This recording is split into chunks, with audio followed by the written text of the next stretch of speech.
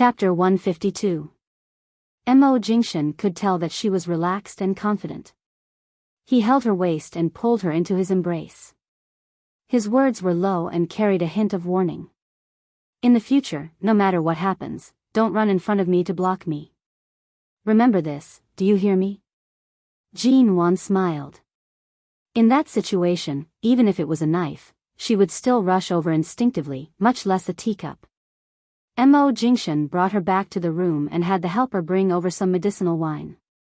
He then had her sit by the bed and personally helped her massage the fist-sized bruise on her thigh.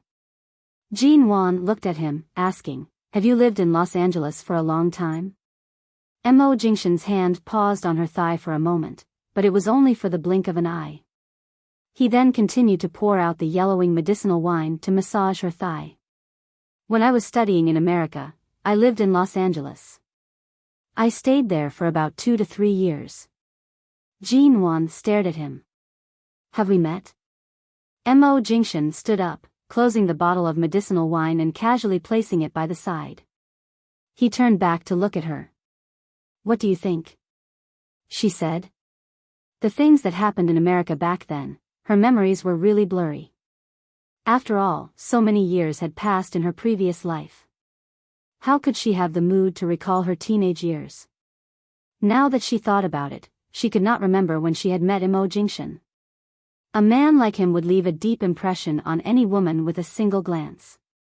Even though Jean Wan had grown up in the upper class and was used to seeing all kinds of outstanding men, if she had met Mo Jingshan before, she would definitely not forget him.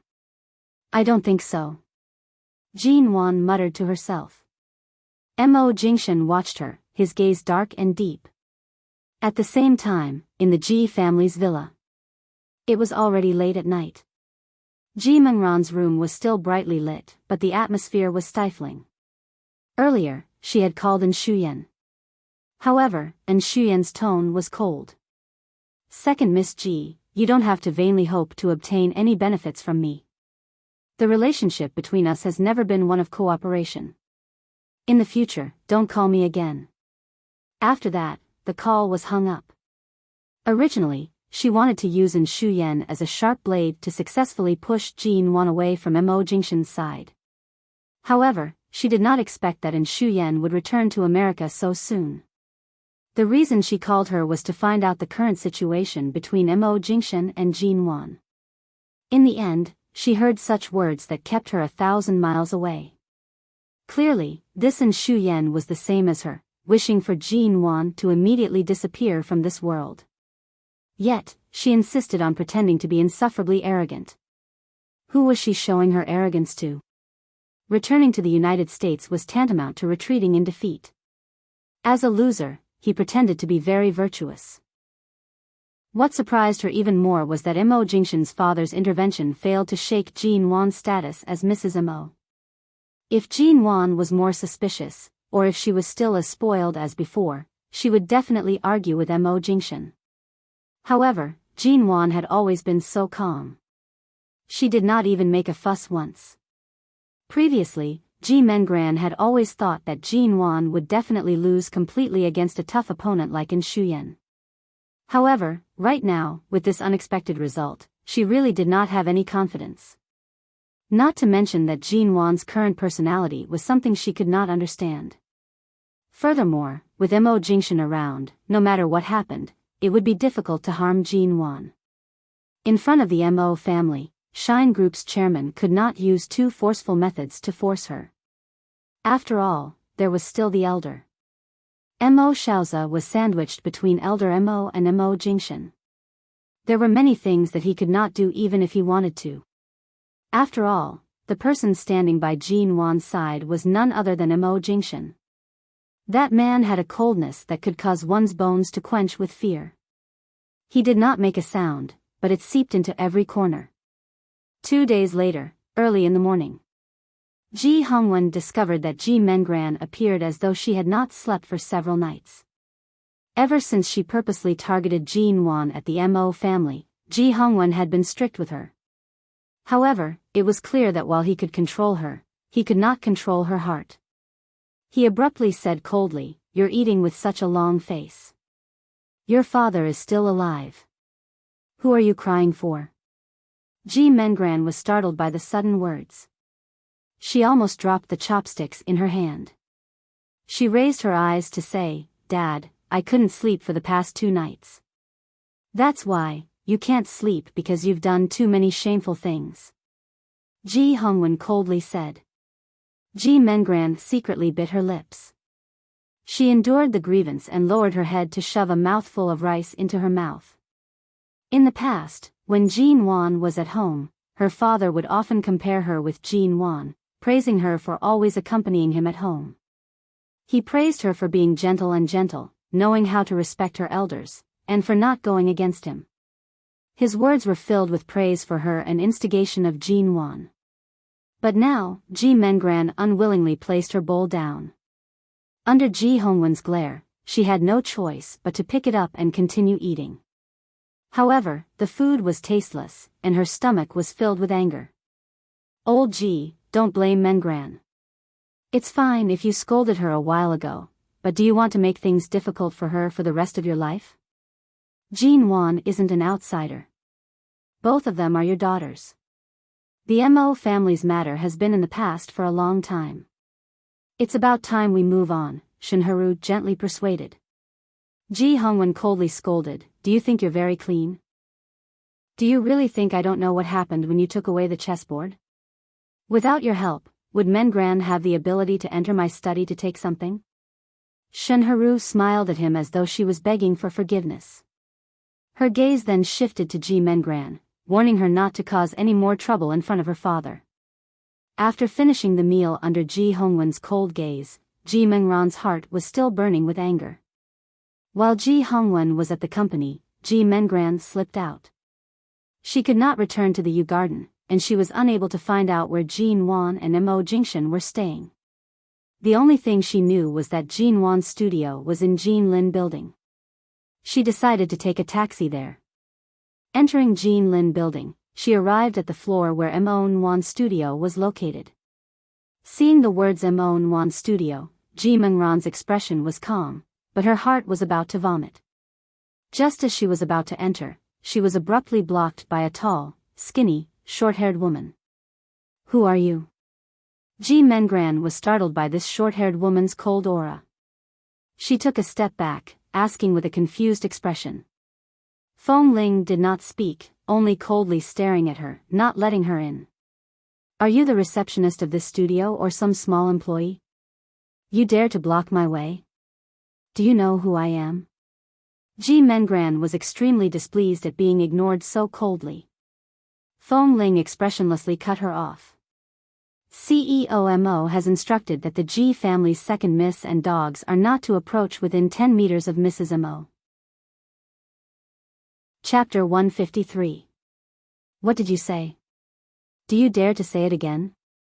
Ji Mengran was enraged. Feng Ling's gaze was cold.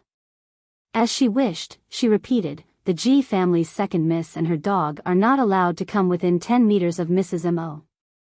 You're so daring. Ji Mengran did not expect her to be so daring. She was so angry that she was about to throw her bag at her. In the end, the short-haired woman in front of her nimbly blocked her wrist. She then abruptly twisted it backward, almost breaking Ji Mengran's wrist. She cried out in pain. Ah! To prevent the noise from disturbing Jean Wan, who was in the middle of a meeting, Feng Ling retracted her hand when Ji Mengran's face was pale from the pain. At the same time, she harshly pushed her 2 meters away. Scram! Feng Ling directly chased her away. Ji Mengran had just arrived and was immediately given such a harsh slap at the door. She was so angry that her entire body was trembling. This woman was the bodyguard Mo Jingshan arranged for Jean Wan. It was just a small matter that happened in the Mo family, and now Mo Jingshan actually did not even allow her to approach Jean Wan. Ah, exactly how precious was Jean Wan? Did he need to protect her so carefully? Wasn't she just a vixen who relied on the beauty of Hai Cheng's #1 socialite?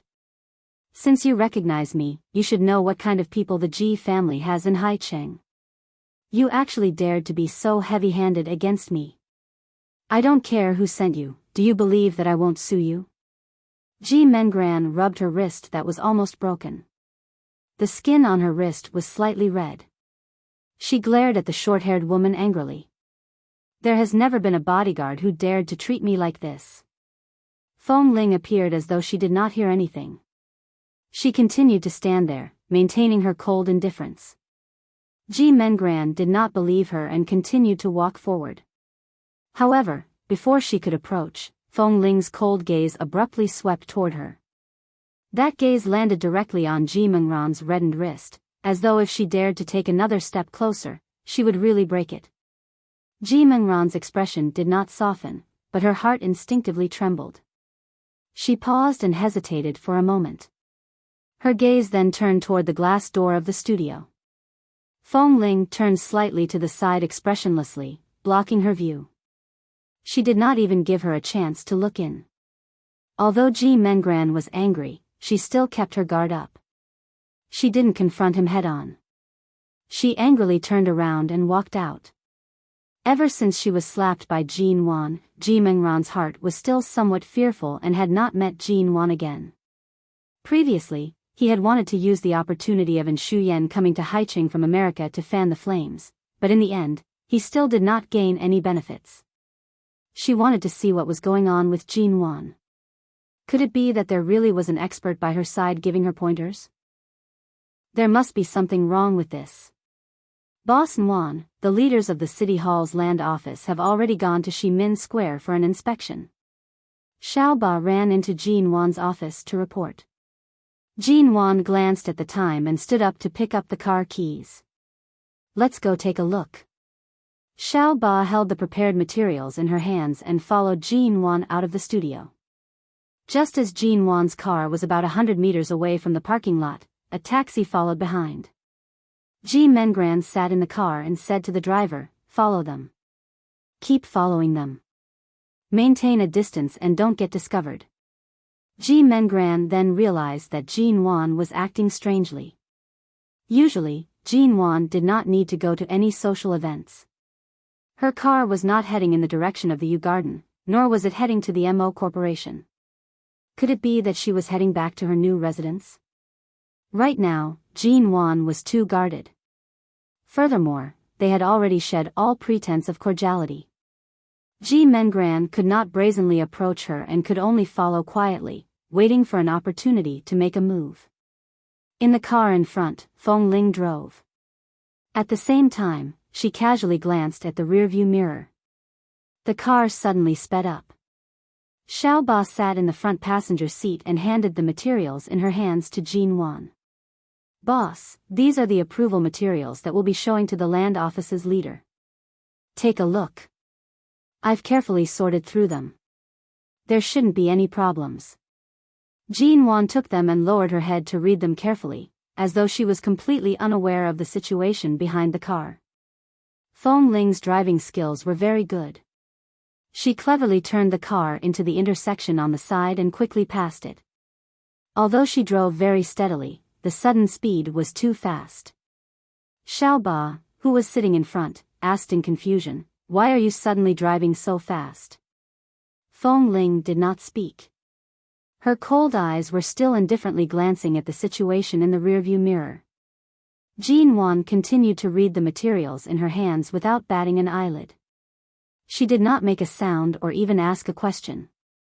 Ji Mengran noticed that their car had sped up. Could it be that they had been discovered? Did Jin Wan really have an unspeakable secret that she was afraid of being seen by others? Could it be that Jin Wan was going to meet someone? Could it be someone that even Mo Jingshan didn't know? Ji Mengran threw another 200 yuan to the driver, ordering, "Chase after them." The driver received the money and stepped hard on the accelerator. However, no matter how fast a taxi was, it could not compare to Jin Wan's Mercedes-Benz. It was left far behind, but the driver continued to madly chase after them.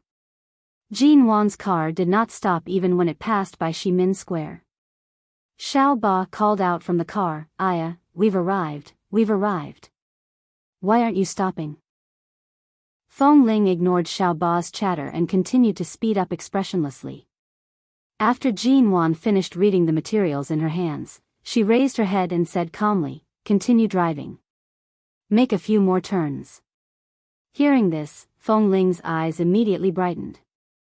She followed her words and continued driving. This time, she chose a remote road. The car took more than an hour on the road. When they left the studio, it was already past 4:00 in the afternoon. Now it was 5:30 in the evening. The abandoned areas around High City that had been demolished for a long time were covered in dust. Every path was excessively dark. Ji Mengran increasingly felt that Jean Wan must have something she could not tell anyone. Otherwise, she would not have driven so fast.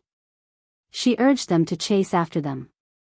When they neared the abandoned area, all of a sudden, Jean Wan's car drove into the corner ahead.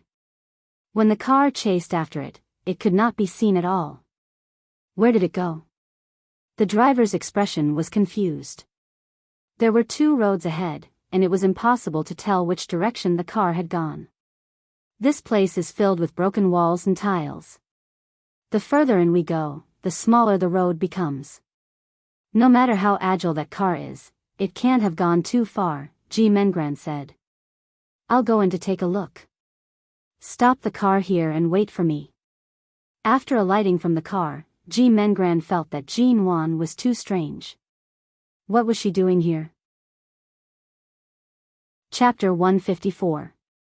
Ji Mengran took out her phone from her bag.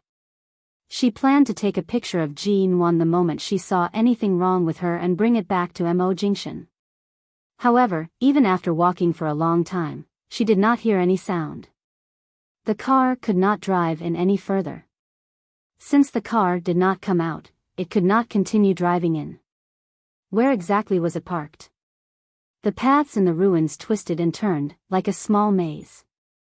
Ji Mengran walked in for more than 10 minutes before reaching the end of the road. The sky was getting darker and darker, and she felt uneasy. She turned around and started to walk back. Just as she was about to turn on the flashlight function on her phone to light up the road ahead, a tall and thin figure suddenly appeared from behind a wall and blocked her way. Ji Mengran was startled and froze in her steps. She raised her eyes to see that it was the female bodyguard who blocked her way outside the studio today. She immediately felt a chill run down her spine. Earlier in the parking lot, she did not notice that there was someone else in Jean Wan's car. From afar, she only saw Jean Wan's car being driven away and immediately followed. She did not expect this female bodyguard to be here as well. You. Ji Mengran quickly took a step back under Feng Ling's cold gaze. Mengran, are you following me? She had just taken 2 steps back when she abruptly heard Jean Wan's voice from behind. It was very close. Ji Mengran abruptly stiffened. Her body trembled and she almost did not have the courage to turn around to look at her. She then glanced at the female bodyguard before her and finally realized that she had been played by Jean Wan. Feng Ling stood before her and did not speak. She only had a cold smile on her face. As Ji Mengran froze in panic and almost lost her grip on her phone, Feng Ling suddenly reached out and harshly knocked on Ji Mengran's wrist. Ah! Ji Mengran's arm immediately felt numb and stinging pain. Her phone fell from her palm. Feng Ling quickly caught it and casually slipped it into her pocket. What are you doing? Return my phone. Ji Mengran was shocked and rushed forward to snatch it back. However, how could she match up to Feng Ling's speed? The moment she rushed forward, the short-haired woman had already taken 2 steps back, causing her to almost fall to the ground. Ji Mengran forced herself to stand firm, suppressing the uneasiness in her heart. She thought for a moment and turned back. Seeing Jean Wan standing behind her with a calm and indifferent expression, she subconsciously tightened her grip. Seeing Ji Mengran's frightened expression, Jean Wan indifferently curved her lips. When she left the studio, she knew there was a car following her. She had heard from Feng Ling that Ji Mengran had gone to look for her during the day. She could guess that Ji Mengran must have been too suspicious, so she followed them quietly. Ji Mengran's thirst for knowledge was too strong. After chasing for so long, she didn't even consider if there would be any danger. She just kept following him like this. Jin Wan smiled coldly. You've been following me for so long. Have you found anything? Right now, Ji Mengran could no longer treat Jin Wan as the original Jin Wan. She cautiously and fearfully explained, Big sister, don't misunderstand.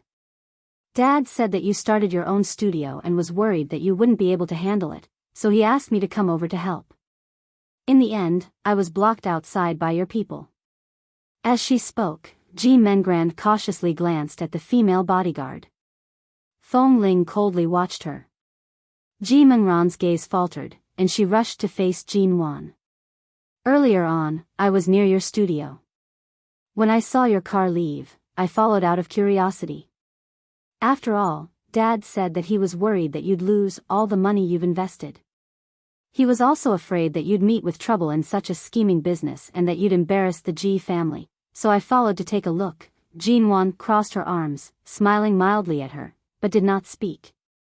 Even though she knew how clumsy her excuse was, Ji Mengran could only force herself to continue. Even though the sky was dark and the wind was cold, Ji Mengran's body was already covered in cold sweat. A little sister who can't wait for me to embarrass myself in front of the Mo family, but now, just because of a few words from Dad, she specially came to show concern for me? Jin Wan raised her brows slightly, smiling. So, it turns out that Dad is worried that I'll embarrass him. It seems like I should give him a call tonight to have a good chat. I should at least give him some peace of mind. The moment she heard that she was going to give her father a call, Ji Mengran's expression immediately stiffened. Big sister, I know that I was wrong about the matter at the Mo family. After Dad returned, he scolded me and locked me up at home for many days. Ji Mengran spoke as though she had been wronged. If it weren't for Auntie Shen pleading for me, I might not have been able to leave the house until now. Please forgive me, okay? Besides, you didn't suffer any harm from that incident. After all, the two of us are blood-related sisters. Why do you have to keep harping on such a small matter? Jin Wan calmly watched her, her tone slowly dragging out. Forgive? Just like when I was young, you secretly took my favorite dress to wear. After you dirtied it, you begged me to forgive you, but the next day, you refused to repent and continued to steal my other dresses? Seeing that Jin Wan could still bring up their childhood, Ji Mengran took the opportunity to say, Big sister, we're blood-related sisters. We lost our mothers when we were so young. We grew up together, enough. Jin Wan had long lost her patience with her. I don't have the mood to act like sisters with you. Ji Mengran's expression trembled. She knew that Jin Wan really did not intend to give her any face. She directly shouted at her angrily, Ever since you married into the Mo family, you've become completely arrogant, haven't you? First, you strangely forbade me from going to the U garden. Then, you guarded against me time and time again. When I returned to the Ji family, you even targeted me. I was unhappy in my heart. That's why I wanted to embarrass you at the Mo family that time. Yet, you still bear a grudge against me. Ji Mengran, your ability to be a thief-crying thief is really great. Jin Wan lightly mocked. Don't you know why I forbade you from going to the U garden? Ji Mengran's expression did not change, but her gaze was guarded as she watched Jin Wan. Do you think that Mo Jingshan would read the messages you sent him? How many times do you think I've taken the medicine prescribed by that so-called psychiatrist? Do you think those little tricks of yours are so secretive? Jin Wan lowered her eyes and sneered. Ji Mengran was startled. Her lips moved, but she could not find any words to explain. Just like that, Jin Wan approached her and looked at this so-called blood-related sister from a very close distance. Then, her lips revealed an unfathomable and cold smile. Chapter 155. Fong Ling nimbly pushed Ji Mengran behind the rubble. Without waiting for Ji Mengran to scream again, Jin Wan expressionlessly turned to leave. Ji Mengran was heavily pushed against the stone wall. Her back hurt from the impact. Her face was pale and frightened as she stared at the short-haired woman in front of her. I'm warning you, don't touch me. If you dare to do anything to me here, do you believe that I won't sue you? Even if I sue all 18 generations of your ancestors, they won't be able to rest in peace. Feng Ling coldly glanced at her. I haven't even made a move. What are you screaming for? Ji Mengran's face instantly turned red and white. Her hands gripped her clothes tightly, afraid that she would be beaten. She was so nervous that even her knuckles turned white. Don't be afraid. Mrs. Mo doesn't intend to take your life. Feng Ling held back a cold smile. But second Miss Ji, your thirst for knowledge is too strong. I can't possibly let you follow me for nothing. Since you're already here, don't be in a rush to leave. You, what do you mean? Ji Mengran's lips trembled from the coldness in her eyes. Feng Ling took out Ji Mengran's phone that she had previously placed in her pocket. Ji Mengran glanced at it and reached out to snatch it back. Return it to me. However, before her hand could touch it, the phone slipped from Feng Ling's hand. She could not catch it in time and it fell heavily to the ground. Ji Mengran knew that something was wrong and rushed to pick it up. However, the phone was abruptly stepped on by Feng Ling's foot. The sound of the screen shattering could be heard from under her feet. Ji Mengran watched this scene and her entire body turned cold. She slowly raised her eyes and resisted the urge to cry. Her body trembled as she stood up and leaned back cautiously.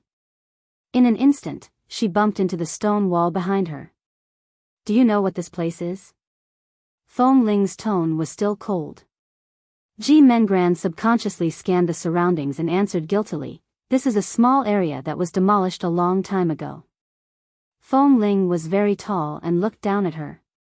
After so many years, no developer has come to rebuild it. Second Miss Ji, have you never heard of the reason? Ji Mengran's expression gradually changed from fear to alarm. She abruptly raised her eyes to look at Feng Ling. If she remembered correctly, this was a new neighborhood built a few years ago. Many people had successfully moved in, but not long after, there were rumors of hauntings and frequent strange occurrences, causing many people to quickly move out. Back then, the unscrupulous developers had occupied the unmarked graveyard area of High City from 100 years ago. However, after the baptism of time, many people had forgotten the original purpose of this land, so they bought houses here. But in the past, there were often rumors that this place was haunted, and no one dared to go near it.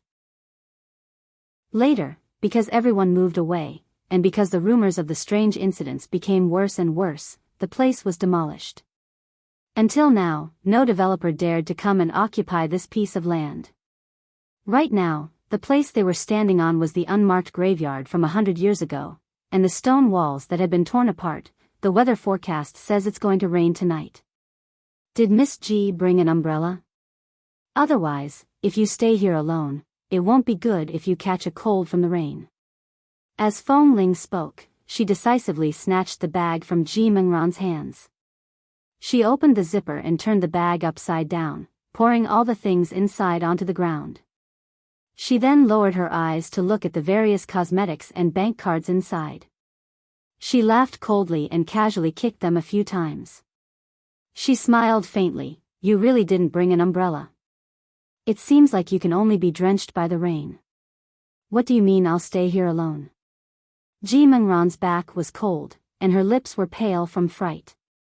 She could no longer care about the things in her bag. Not really alone. Feng Ling suddenly smiled coldly and evilly glanced at her. Tonight, perhaps many people will float out from the ground to accompany you. So, second Miss G, you don't have to be too afraid. What exactly do you want? I don't want to be here. Scram.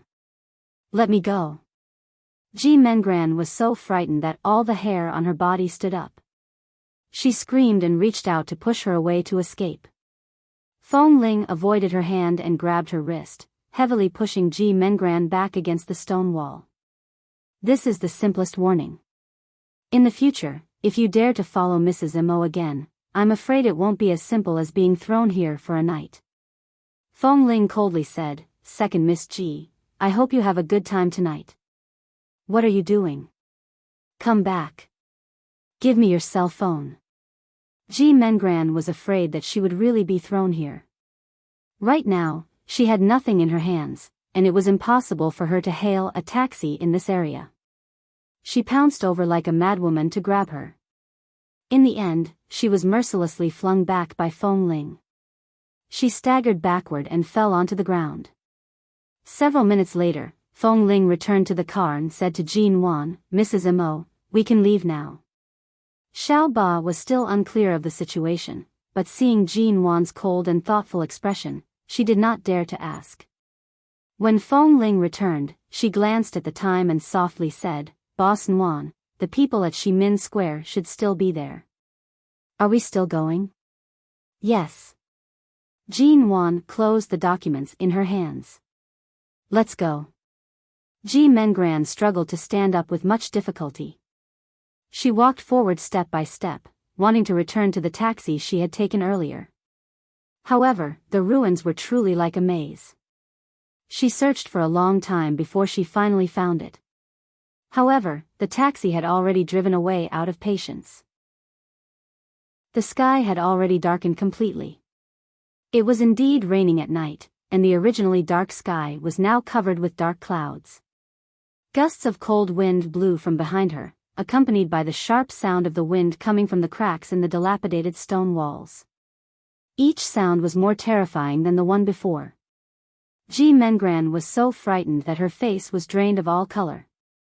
She frantically ran out, but even when she reached the wide road, she still could not see a single car passing by. This was originally the most desolate and abandoned place in Haicheng. Usually, no one would pass by here. The highway to Haicheng was also not here, and very few cars would use this road. The moment she thought of how Jean Wan had purposely bypassed half of Haicheng just to bring her here, Ji Mengran hatefully yelled at the dark ruins, Jean Wan, just you wait. The surroundings were so quiet that there was not even a single echo. Only the sound of the wind blew from behind her. The cold rain landed on her face bit by bit. Ji Mengran was so cold that she hugged her chest tightly. She cautiously and fearfully turned back to look at the ruins that had been demolished. She had previously heard that this place was haunted. The various frightening things that happened late at night caused her legs to weaken. Chapter 156. After returning to Ximin Square, Jean Wan successfully received the approval document from the National Land Office. Boss, since the surrounding land and housing prices are rising, should we sell off the properties nearby as well? Xiao Ba asked. Jean Wan sat quietly in the car, looking at the rain outside the window. She calmly replied, not selling. Why? It's not easy to wait for an opportunity to raise the price. If we don't sell now, we'll suffer losses like before. Jean Wan chuckled and glanced at Xiao Ba. You see, I've recently used the Mo Corporation's funds to purchase a few pieces of land that are extremely expensive. I'm so worried that I can't even sleep, am I right? Xiao Ba grinned, nodding her head. However, she still said, but I believe in boss's intuition. Since you dare to do it, you definitely have your reasons. At least you know how to talk. Jean Wan chuckled. She knew that she would definitely earn money, but she could not be too reckless. If she relied on her ability to predict the future and seized all the opportunities, she would only become the target of everyone else. In this ruthless business world, how many people became rich overnight, and how many people were immediately targeted by others? With every step, they would be hindered by their peers, as though they were walking on the edge of a knife. What Jean Wan needed to do was to carry her ambition in this prosperous era, and walk steadily step by step. Every share of the soup must be kept safely in her own pocket, and would not be eaten away by any enemies. What she needed to do was to gradually develop the studio into a property brand company that belonged to her. Bit by bit, she would turn the funds in her hands into several times the profits. She needed to have the ability to support herself and the Ji family. She needed to do better and no longer need to be shielded by Mo Jingshan. What she needed to do was to be able to shield Mo Jingshan from the wind and rain one day. All of a sudden, Xiao Ba pointed at the laptop on her lap, shouting, "Boss, look at the company's email. YJ Group said they want to buy the land beside Ximin Square. They offered 200 million yuan. They even sent such an official company email. That's 200 million yuan, isn't this the same price that CEO Han bought it for? They actually didn't make a loss. Boss, how did you guess it? You're too amazing. When I received the documents earlier, I was worried that no one would accept your offer, but there really is someone who wants it." Jean Wan raised her brows, speaking calmly, "Use the company's name to reply with an official email. Be polite and don't offend them. Tell them that we don't accept the price of 200 million yuan. If they are sincere, they can come to the studio to discuss with me." "Why not? Previously, no one would buy that piece of land for less than 200 million. Now, we can finally recoup our losses." "Boss, aren't you planning to sell it? Just do as I say." Jean Wan calmly glanced at her. Xiao Ba saw Jean Wan's calm and composed expression. Although she didn't quite understand, her heart ached as if it was cutting her flesh. She was afraid that she would lose this rare opportunity to recoup her losses, but after all, Jean Wan was the boss, so she had to do as she was told. Glancing at Xiao Ba's sulky expression, Jean Wan just smiled and didn't say anything more. In Jean Wan's impression, 10 years later, the largest building complex in Haicheng's Ximin Square would be located on the land in her hands. The developer would be the country's famous real estate company, BGY Group. If history was not wrong, with BGY's accurate foresight, he would definitely not miss out on this prime location and would definitely appear. The price would not be as simple as 200 million. After getting the approval documents, Jean Wan naturally attended a dinner party jointly held by the City Hall and the business community. Today, Jean Wan wore an off-shoulder, nude evening gown. Her face was lightly made up. She was already attractive, and right now, she was even more beautiful. Her lips were red, and her skin was fair. Beneath the gown was a pair of long, slender legs. She wore high heels, and her usual casual demeanor was gone. She exuded the charm of a little woman. For many years, she had always been so beautiful that people could not take their eyes off her. Tonight, she appeared here as the person in charge of the studio and caused quite a stir. Firstly, it seemed that the eldest Miss G hadn't attended such a formal occasion for a long time. Secondly, after marrying into the Mo family, she had been keeping a low profile and rarely showed up. Last time, at the Mo Corporation and Shine's dinner party, she was carried away by Mo Jingshan. Although many of the people present hadn't seen the scene that night, they had heard of Mrs. Mo. Right now, Mrs. Mo seemed to be very stable. Many people did not expect that Jean Wan would actually be able to stand firmly by Mo Jingshan's side. She was not even chased out by the Mo family. Most of Haicheng's wealthy young ladies hoped that Jean Wan would not be able to live well. However, things did not go as they wished. Jean Wan was as beautiful as ever. In fact, compared to the arrogant and bright her of the past, she appeared more composed and reserved. Her exquisite makeup hid her beautiful and aggressive appearance, and her low-key evening dress made her appear even more indifferent. She was beautiful, but she was no longer arrogant. Instead, she appeared cold and elegant. Apart from this, the female bodyguard by her side was also particularly eye-catching. "Mrs. Mo, I'll wait for you over there. If anything happens, I'll come over immediately." Feng Ling knew that it was not convenient for her to follow by Jean Wan's side. After sending Jean Wan over, she took her leave. Jean Wan had Feng Ling head to the resting area to eat something while she walked in alone. She ignored the gazes of the people around her and maintained a dignified and polite smile. However, she did not expect to meet Xingyihan in such a place. From afar, she saw the tall figure dressed in a suit. Jean Wan felt a lump in her throat. "What are you hiding from?" She walked away from the crowd and was about to go to the leaders of the National Land Office when she was interrupted by Xingyihan. who had approached her without her noticing. Jean Wan ignored him and did not respond. In the blink of an eye, she began to chat with several celebrities who used to be friends with the Ji family, trying to ignore Xing Yihan's figure and the gaze he was casting at her. Seeing that she was deliberately avoiding him, Xing Yihan smiled and was not in a hurry to go over. He waited until the celebrities left after exchanging greetings with her. Then he looked at the little woman who turned around in the crowd and couldn't find other acquaintances. She couldn't help but look back at him. He looked at her snow-white neck and wrists. Unlike other socialites who wore all kinds of luxurious accessories, she was so clean that there was not even a simple thin chain or diamond watch. However, she was beautiful in her own way. Jean Wan remembered that at the Shine Group's dinner party, she had sat in his car because she was drunk. At that time, she was so angry that she was muddle-headed. Now, she tried to avoid him as much as possible and did not want to have any contact with him. She turned to quickly walk out of the crowd. However, because she turned too quickly, she accidentally bumped into a beautiful woman holding a glass of red wine. Chapter 157. Jean Wan usually did not pay much attention to the people at such banquets. However, when she saw the beautiful lady's face, her movements faltered. Her slightly apologetic expression immediately faded. This beautiful lady had once formed a grudge with her.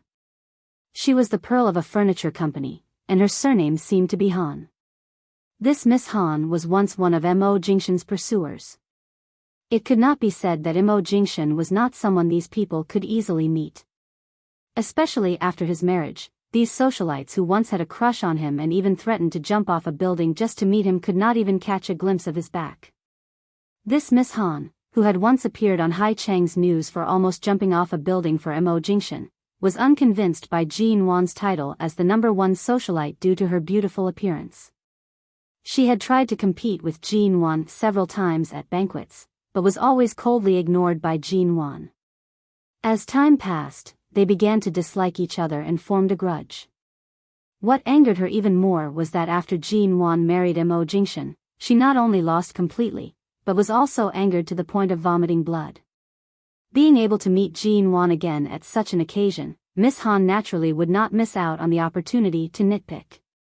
Although Jean Wan did not have much feelings for this Miss Han, when she saw the red wine stains on her gown, she lightly mocked, "You're still holding the wine glass firmly in your hand, but the wine in the glass has spilled all over you. Do you need me to tell you how exactly you spilled it? Are you sure you want to use such a despicable method to frame me at a banquet between the political and business worlds?" Miss Han's expression was unquenchable. "What do you mean? You're still polite after knocking into me? This gown of mine was just ordered from overseas. Let's not talk about how expensive it was, but you ruined it the moment I put it on." Jean Wan was expressionless, but she did not wish to waste her energy arguing with someone like this. She calmly glanced at her and impatiently asked, "So what do you want?" Miss Han looked at Jean Wan arrogantly and then glanced at the gown Jean Wan was wearing. She recognized that this gown was made by a famous designer in Paris and immediately said, "Take off your gown. Wear it for me." Jean Wan slightly raised her brows.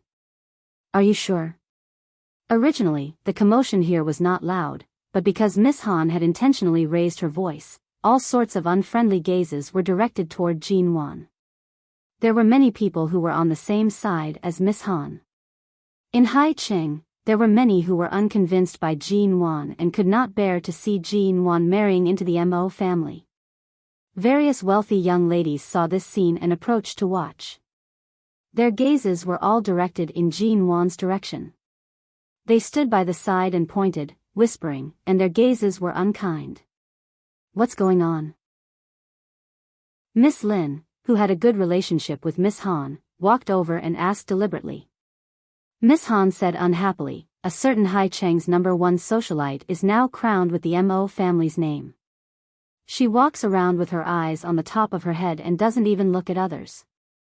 She bumped into me and caused my red wine to spill all over my body. In the end, not only did she refuse to apologize, she even became arrogant in front of me. Tell me, how can there be such logic in this world?" She dirted my gown, and I have to bow and scrape to her on account of her status as Mrs. Mo.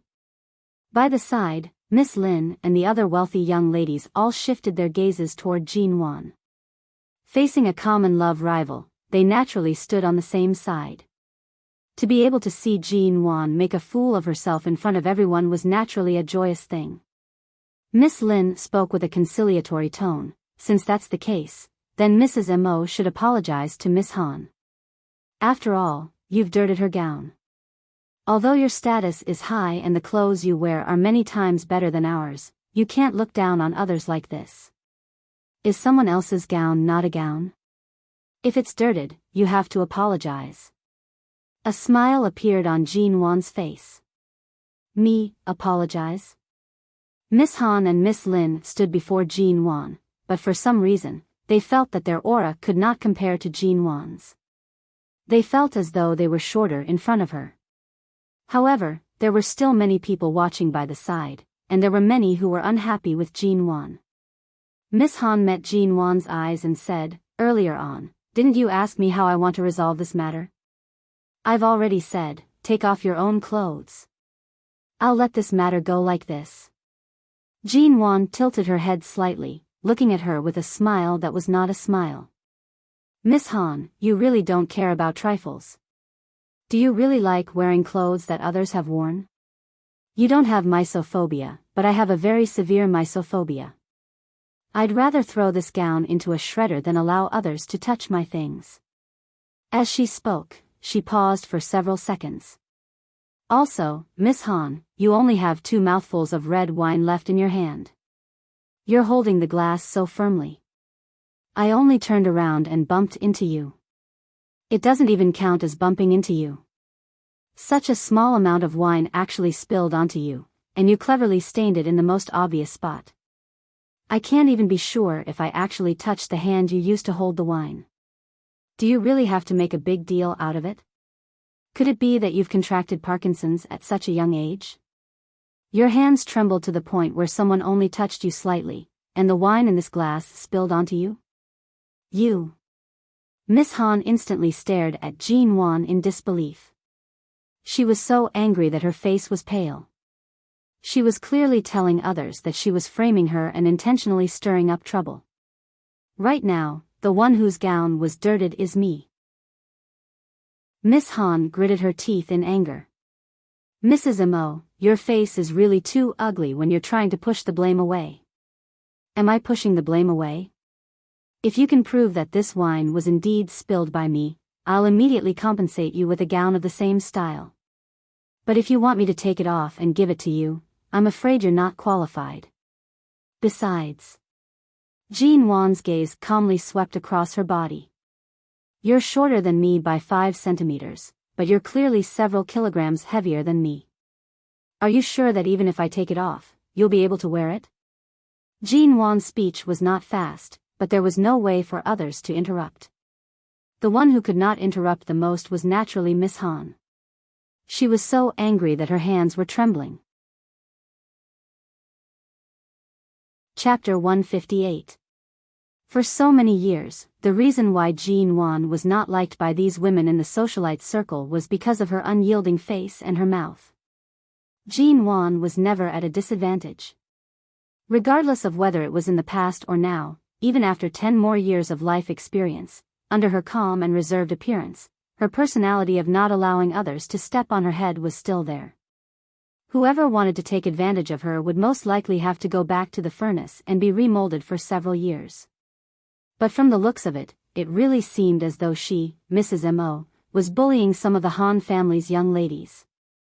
After all, her title of Mrs. Mo was enough to suppress others. Furthermore, this title caused all these wealthy young ladies to grit their teeth in hatred.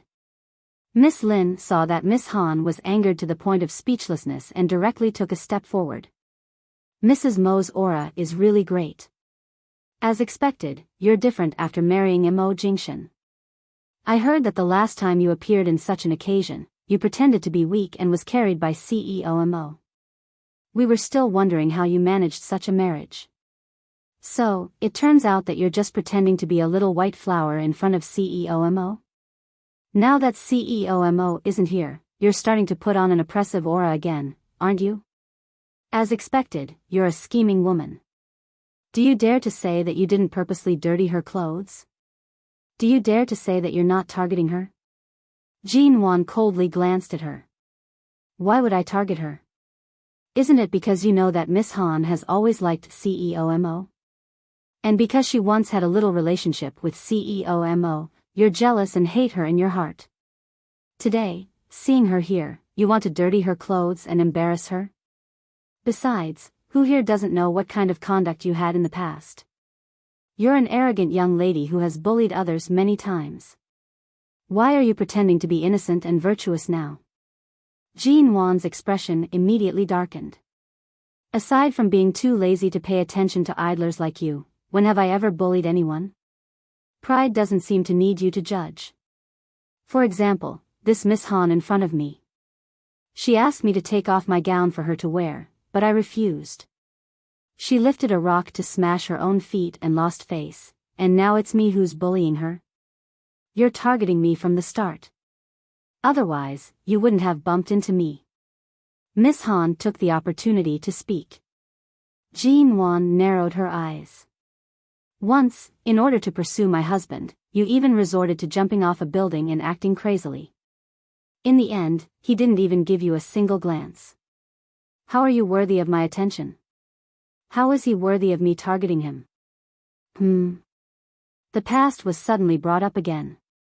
Miss Han's expression instantly turned green. Her heart was pierced by Jean Wan's words of, my husband. You have to know your place.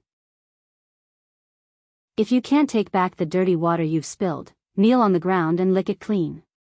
Don't expect others to wipe it for you. Jean Wan coldly said and turned to leave. Jean Wan. Don't put on such an arrogant face. You were able to marry into the MO family because you looked like a vixen. Let's see how many more years you can use this foxy trick. Right now, MO Jingshan wants you. Who knows what will happen after a few years? If he gets sick of you and kicks you out of the MO family, you, a second-hand good, can only be surrounded by a group of old men to sleep with you. You only have a face. What capital do you have to be proud of? What are you pretending for? Suddenly, Miss Han seemed to have been thoroughly angered and scolded. Jean Wan paused and turned to look at her mildly. Just a face for nothing? You don't even have a face, and you dare to stand here and talk about capital with me? Miss Han's tone faltered. She did not expect herself to be dragged into this. She gritted her teeth in anger. Miss Han's father was also present. When he heard the commotion, he immediately came over. When he saw that it was Jean Wan, although Jean Wan had the MO family as her backing, he could not help but furrow his brows when he saw that his daughter was angered to such an extent and that her skirt was dirted. He used the attitude of an elder to instigate, Mrs. MO, it's best to be more down to earth.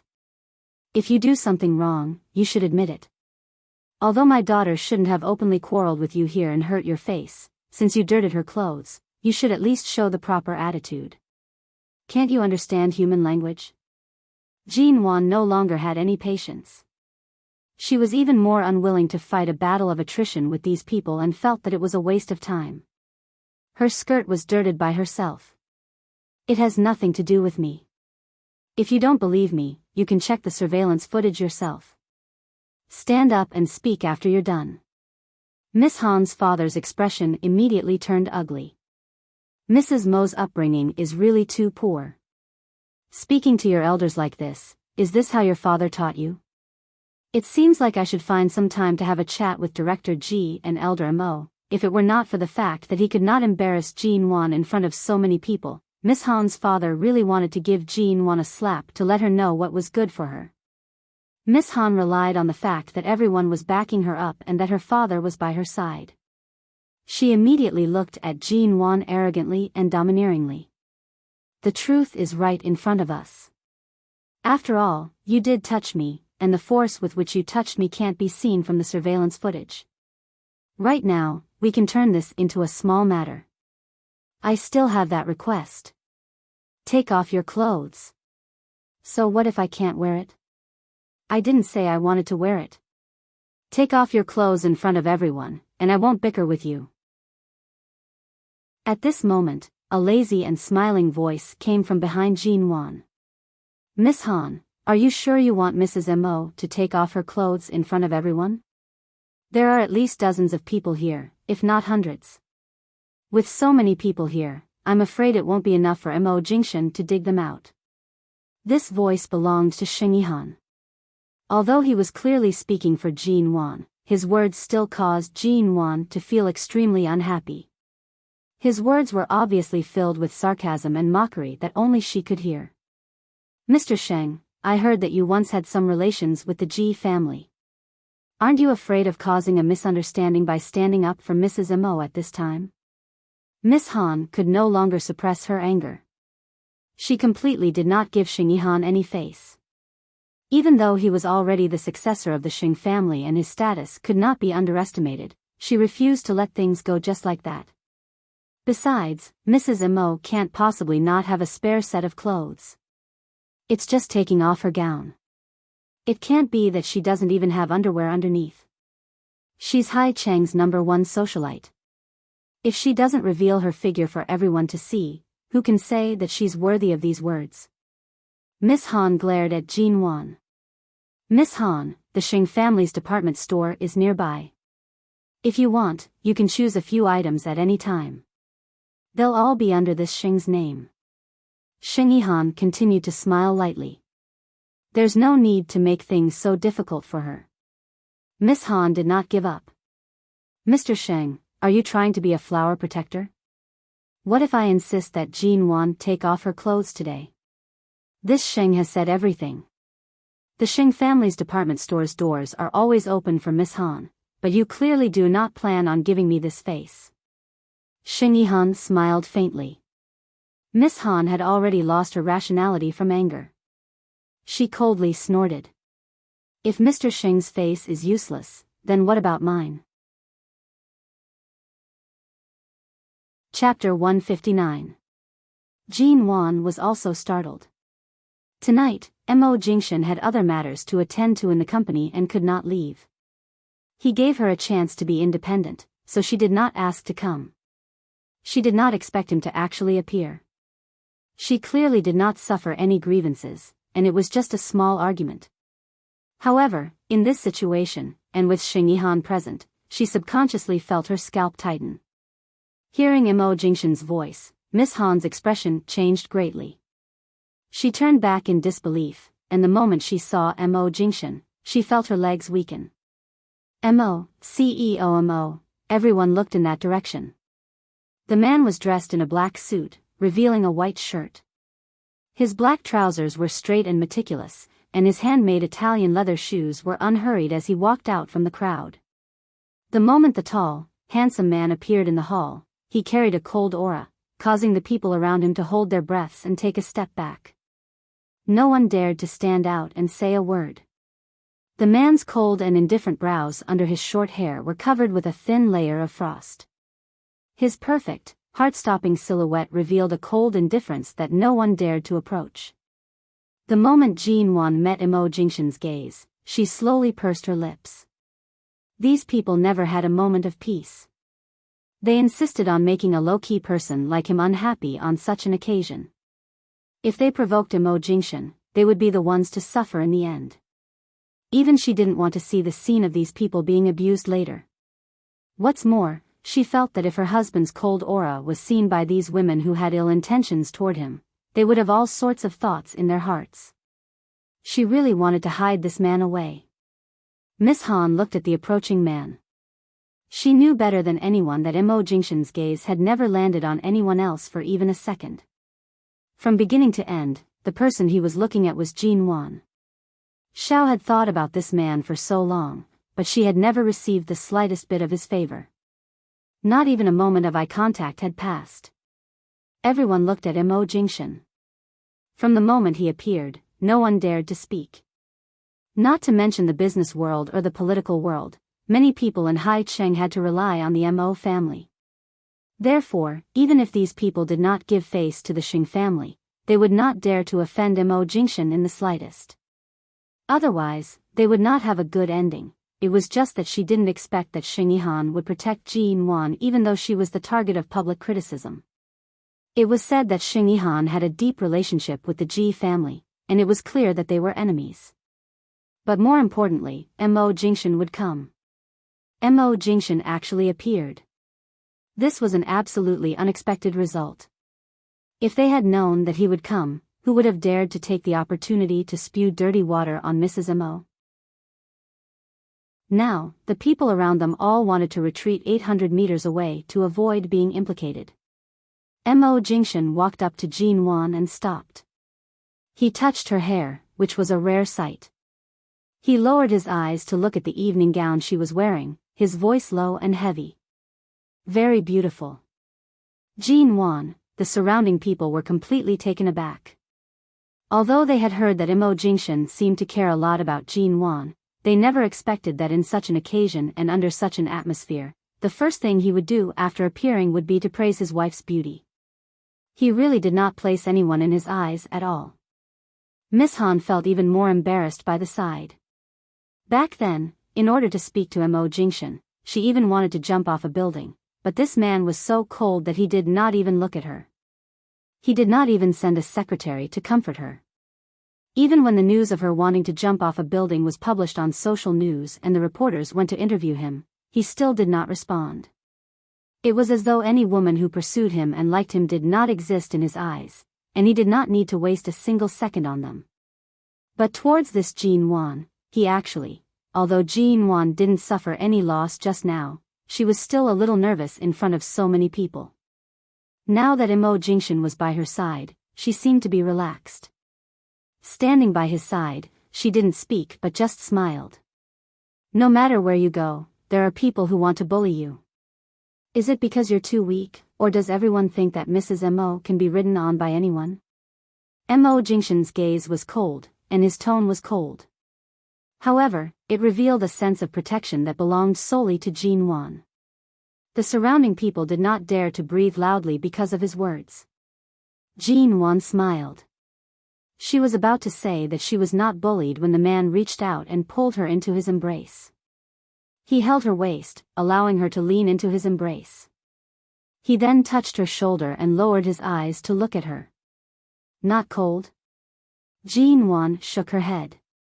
There's air conditioning in the banquet hall. It's not cold. By the side, Miss Lin and Miss Han watched with reddened eyes. Earlier, this Jin Wan was arrogant as though she was not afraid of anyone. However, with Mo Jingshan's arrival, in the blink of an eye, she seemed to have softened into a harmless little rabbit. She was completely protected in the man's embrace. Her earlier domineering appearance was nowhere to be seen. CEO Mo, don't be fooled by her. Earlier, she was very arrogant. Did she always pretend to be so weak and pitiful when she was with you? She was clearly the one who bumped into me here. She refused to apologize and even. Miss Han's eyes were red from anger as she spoke. Mo Jingshan patted Jin Wan's head and turned to look at Miss Han. He said with a smile that did not seem like a smile, earlier on, were you the one who asked her to take off her clothes in public? Miss Han originally wanted to use this opportunity to smear Jin Wan's name. However, the moment she met Mo Jingshan's gaze, her heart was instantly filled with fear. She resisted the fear and straightened her neck to say, my gown was dirted by her. Initially, I only wanted to exchange gowns with her. She was the one who refused and even turned around to bite me. She even brought up the past, between you and me to mock me. Miss Han softened her voice as she spoke. She was slightly embarrassed. However, Mo Jingshan's gaze was cold as he watched her. Me and you? What happened between us? Do we know each other? Miss Han's complexion instantly paled. The surrounding young ladies all looked at her with pity and disdain. Not only did Miss Han's expression turn ugly, but everyone present also stared in disbelief at Mo Jingshan, who was protecting Jin Wan in his embrace. Mo Jingshan's words clearly sounded calm and unemotional, but it was as though a sharp knife had silently drilled out, stabbing Miss Han until she was covered in blood. Miss Han bit her lips hard. She did not expect that back then, when she was willing to risk her life for him and jumped off a building, shocking the entire city. Mo Jingshan, as the person involved, did not even remember her name. CEO. Miss Han felt wronged. She still wanted to fight for herself. Chapter 160. Mo Jingshan's tone was very calm, but it was cold and dangerous. Jean Wan suddenly felt a bone-piercing coldness and viciousness from this man who had always treated her gently and patiently. Actually, it's not a big deal. They can't pressure me, Jean Wan whispered in his arms. However, Mo Jingshan only caressed her hair, speaking warmly, "Be good. Some people must be taught a lesson. Your temper is good, but it doesn't mean I'll tolerate it." The expression on Miss Han's face was about to shatter, and the people around her were sighing in their hearts. Jean Wan had a good temper? When had Jean Wan's temper ever been good? Was it because Jean Wan's acting skills were too good, or was it because beauty was in the eye of the beholder? Jean Wan was also speechless for a moment. She gently pinched his sleeves and softly said, "Tonight's banquet, my goal is to leave a good impression in the eyes of the City Hall's Homeland Security Department. You just have to help me regain my face. Don't let this kind of thing bother you." Mo Jingshan placed another comforting kiss on her hair. "All right, I know." His attitude couldn't be considered very gentle, but it made the eyes of all the rich young ladies, including Miss Han, almost turn red. The man who was usually so cold and indifferent actually gave all his love to Jean Wan alone. Why? CEO Mo. I think today's matter, we should just muddle through. Miss Han's father braced himself and said, "This matter, my daughter is indeed in the wrong." Her beloved gown was dirted, so she couldn't control her emotions and offended Mrs. Mo. "This is really," Miss Han's father still wanted to speak but was stopped by Mo Jingshan's gaze. "The thing I hate the most is seeing my woman being bullied in public. Everyone here, who else wishes to see her undress?" Miss Han and Miss Lin couldn't help but shiver. Xing Han didn't feel anything because of the scene just now. Seeing Jean Wan in Mo Jingshan's arms, he glanced at Mo Jingshan and smiled with interest. Seeing that Miss Han was frightened to the point of trembling, Mo Jingshan's dark eyes swept past her. "Since you're the first to find trouble, don't you want someone to test your figure in front of everyone? Then you start. You take it off first." Miss Han's expression was stiff. Her fingers gripped the hem of her dress tightly. As she faced Mo Jingshan, she felt her heart tremble. At the same time, she blushed because Mo Jingshan had forced her to take off her clothes. Seeing that Miss Han was still blushing at such a time, Jean Wan felt upset. She raised her eyes to glance at Mo Jingshan. The man lowered his head to look at the woman in his arms who appeared to be jealous. He then glanced at the time and knew that she did not have the patience to continue dealing with these people. He then turned to look at them. Those who were making a ruckus just now, who wants to see them take off their clothes?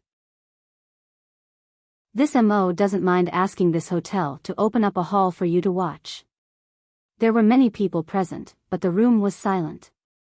No one dared to make a sound. Everyone could tell that Mo Jingshan's so-called opening up the hall was actually to send these troublemakers to a certain place.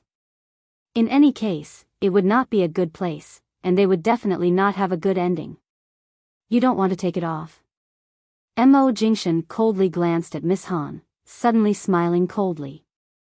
"Then why don't we follow Mr. Xing's earlier suggestion and dig out a pair of eyes to take a look?" Miss Han's face instantly turned pale.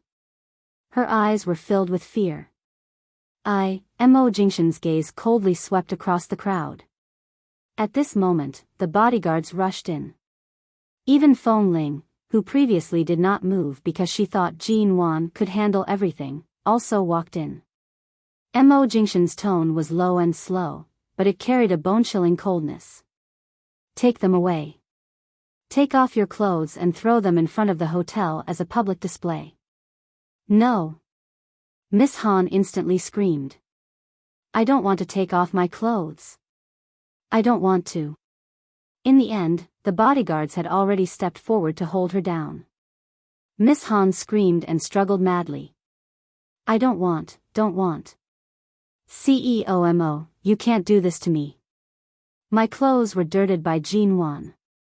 I was only joking with her. I didn't really want to do anything to her." Mo Jingshan's thin lips curved up without any warmth. He glanced at her as though she was the real joke. "So, are you going to take it off yourself, or do you want my people to help you?" "I'll take it off. I'll take it off."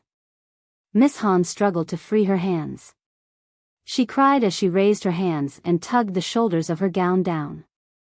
Although it was only a little, she still felt extremely embarrassed. She looked at Mo Jingshan with a sullen face, begging him to let her off. Mo Jingshan's cold gaze did not even look at her. He turned to look at Miss Lin, who was stunned by the side. "Do you want my people to help you, or do you want to do it yourself?" Miss Lin did not expect that she would not be able to escape. She stood awkwardly on the spot. When she saw the bodyguards approaching, she was frightened into a low cry. She hugged her shoulders and squatted on the ground, crying. She refused to take off her gown no matter what. Miss Han's father could not stand it any longer. He could only turn to Jean Wan and say softly, "Mrs. Mo, today's matter is our fault, but this matter, there are many people from the political world present. If this matter blows up, it won't be beneficial to anyone." His intention was for Jean Wan to plead for leniency. He was clear that if Jean Wan did not speak up right now, Mo Jingshan would settle the score with everyone present. Jean Wan thought about it. Although she did not have good intentions, she did not wish for Mo Jingshan to make a big fuss over her. She did not wish for her matters to implicate him. Furthermore, this was a matter between women. Jean Wan was about to raise her head from his embrace when she abruptly heard Mo Jingshan's voice above her head, using the people from the political world to warn her. "Do you think this Mo is just a decoration here?" Miss Han's father instantly felt awkward. Indeed. No one present dared to refute Mo Jingshan at this moment. Even the people from the political world had to give him some face. In such a situation, the people from the political world would only think of ways to quickly appease Mo Jingshan's anger. Who would dare to have any prejudice against Jean Wan, whom he was protecting in his embrace? Miss Han cried by the side while tugging at her clothes. Her movements were very slow. Mo Jingshan's gaze did not look in that direction. His hand caressed Jean Wan's head as he softly asked, "Have you calmed down?" Jean Wan nodded. Although it was indeed very satisfying, she still tugged on his sleeve to softly say, "Just let them apologize. In the future, I still need to work in the business world. I can't leave too much of a shadow in the hearts of so many people. Otherwise, in the future, when these people see me, they will have to take a detour." The banquet hall was so quiet that even a pin drop could be heard. The only sound that could be heard was the rustling of Miss Han's clothes. Chapter 161. Miss Han thought that she could use this opportunity to escape. In the end, Jean Wan only glanced at her, a hint of a smile yet not a smile in the depths of her eyes. "Although I didn't plan on taking things too far, if an apology can solve the problem, what's the point of having the police?" Jean Wan's face was filled with a different kind of beauty. Her delicate brows were covered with a layer of frivolous mockery, and her voice was soft with a hint of coldness. Didn't this Jean Wan act as a little white flower in front of Mo Jingshan earlier? What was going on now? Relying on Mo Jingshan's support, she was starting to act again, wasn't she? Miss Han gritted her teeth and did not make a sound. Under her father's gaze, she had no choice but to maintain her apologetic attitude. Her face was red as she said, "It's only a glass of red wine. There's no need to call the police, right?" Miss Lin, who was squatting on the ground and refusing to take off her clothes, abruptly stood up. Her eyes were filled with anger as she said, "CEOMO, I'm afraid you don't know how arrogant this Jean Wan is. Even if you don't help her, she can still stand on our heads. She's only pretending to be so kind and innocent because you're here. How could she be as delicate as you are right now? How disgusting. Jean Wan raised her brows. Even now, you're still insisting that I didn't give you any face? Didn't you hear Miss Han's apology earlier? I'm the one who was wrongly accused. Do I have to be soft when trying to prove my innocence? Miss Lin rolled her eyes at her and turned to look at Mo Jingshan. She did not believe that he would be tricked by Jean Wan's acting. After all, there were not many people who liked to see Jean Wan being so proud of herself. The few young ladies standing at the back saw that Miss Lin had taken the lead and directly agreed. That's true. I didn't expect Mrs. Mo to be so good at acting. CEO Mo, the moment you arrived, she immediately dove into your embrace, looking so delicate. This change in mood is really shocking. This time, the hall once again filled with similar criticisms. The malicious intent from the few rich families' young ladies was so brazen. Many people wanted to see Jean Wan's truly despondent face, or her embarrassment when she was abandoned and ignored. Even if they were not tough enough in front of Mo Jingshan, she didn't believe that Jean Wan would be able to escape from so many people's accusations and doubts. Even if they couldn't skin her alive today, they had to make her a laughing stock. At this moment, Miss Han also took the opportunity to look at Mo Jingshan. Meeting the man's pitch-black eyes, her shrill voice trembled slightly and was even a little agitated. CEO Mo, regarding the matter of wrongly accusing Mrs. Mo, I've already apologized. But earlier on, her ridicule toward me was indeed too much. I've always admired you, CEO Mo. Before you got married, I even tried to find an opportunity to meet you. At that time, my emotions were unstable, so I committed suicide by jumping off a building. To me, this matter is already a very negative past. Yet, Mrs. Mo actually dared to tear open my scars and ridicule me in front of everyone. There's nothing wrong with liking someone. Besides, it was before CEO Mo got married. Shouldn't she apologize to me? Mo Jingshan calmly glanced at her. Should I applaud you for jumping off a building to commit suicide, or should I view every woman who has fallen for me in a different light? What does your negative past and extreme way of handling things have to do with me? Miss Han's expression was stiff and pale. I'm saying that earlier, Mrs. Mo revealed my scars. I've already apologized to her, so she should also. Mo Jingshan's tone was cold. Do I look like someone who would uphold justice for someone unrelated to you, or am I so free that I would seek justice for someone who wrongly accused my wife? A woman who was unrelated to him was talking about her past to gain sympathy. Or perhaps, it could be said that she was trying to gain his attention. However, in Mo Jingshan's eyes, aside from Jean Wan, everything else here had nothing to do with him. Miss Han bit her lip, her hand holding onto the clothes she had just taken off. Facing the man she had liked for a long time, she lowered her head in grievance. She choked out, but however, Mo Jingshan no longer looked at her. He turned toward the group of people who were trying to bully Jean Wan.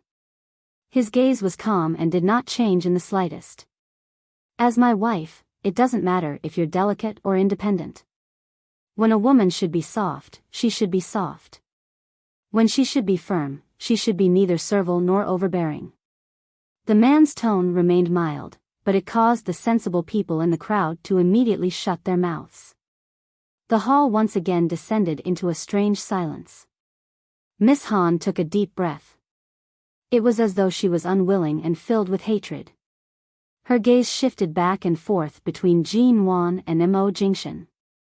All of a sudden, someone softly spoke from the crowd, Miss Han, are you still going to take off your clothes? The silence was broken. The last bit of rationality and self-esteem that Miss Han had maintained on her face was instantly shattered.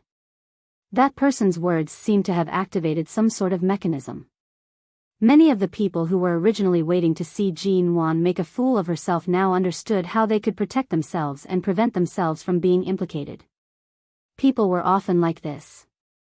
Adding insult to injury was the greatest entertainment for these upper-class young ladies. No one cared about their moral bottom line. There had to be someone who could block this storm and protect everyone. At the same time, they had to appease the woman in Jingxin's embrace. Perhaps, they would be able to avoid a lot of trouble. Miss Han's eyes reddened. Her two hands gripped her clothes tightly, unwilling to continue taking them off.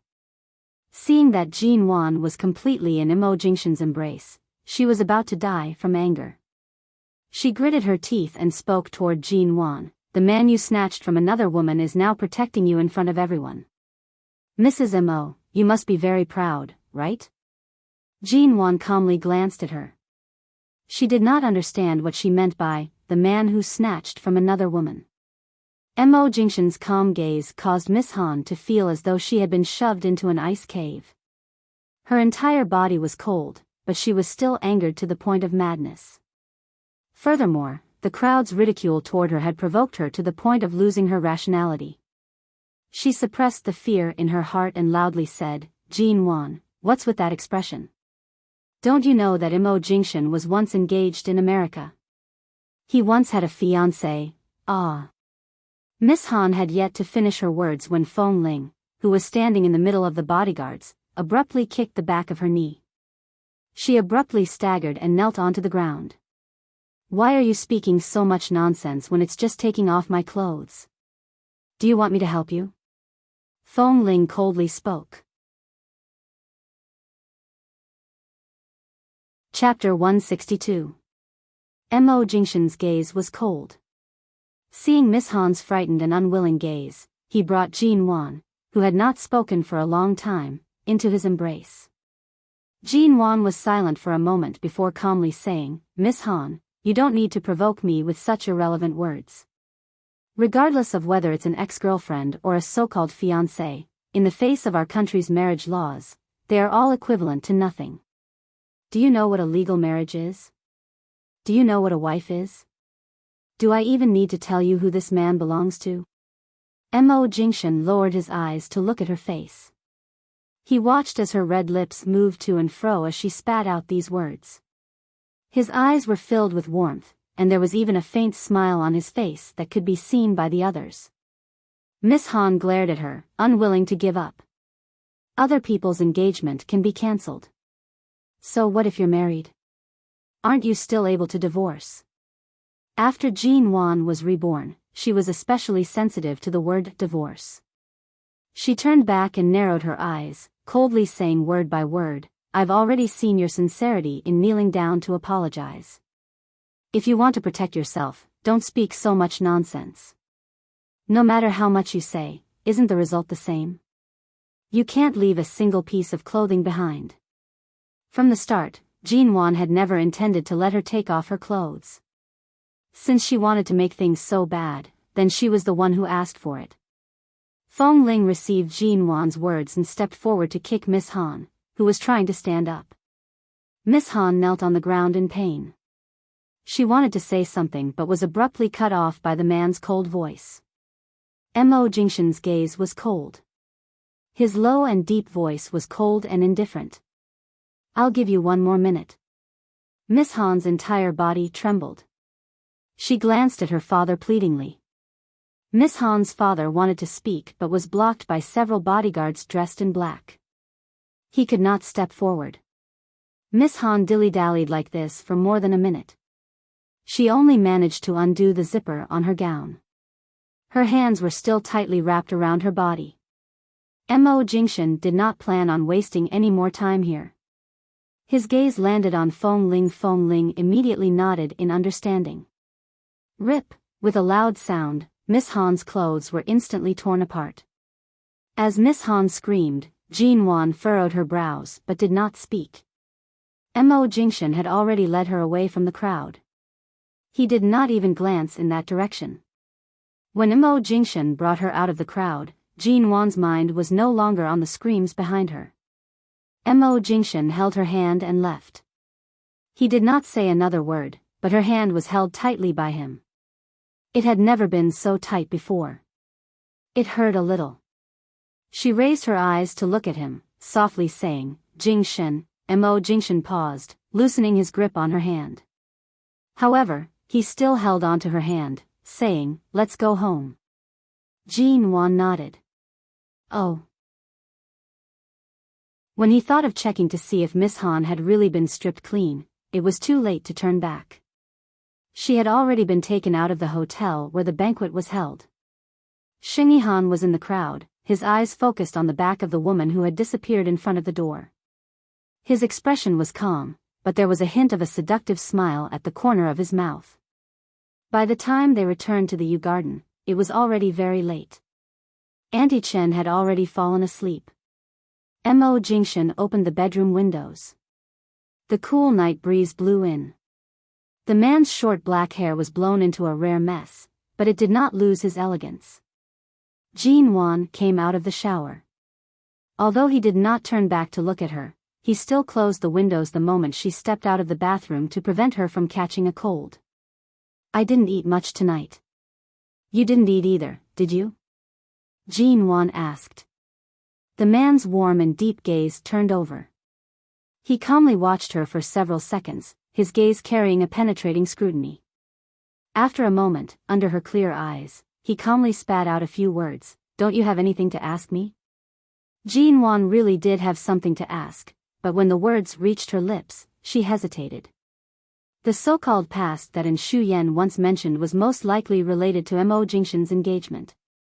Although she was not too clear about his past in America, she was certain that since Mo Jingshan did not deny this matter tonight, it meant that it was true.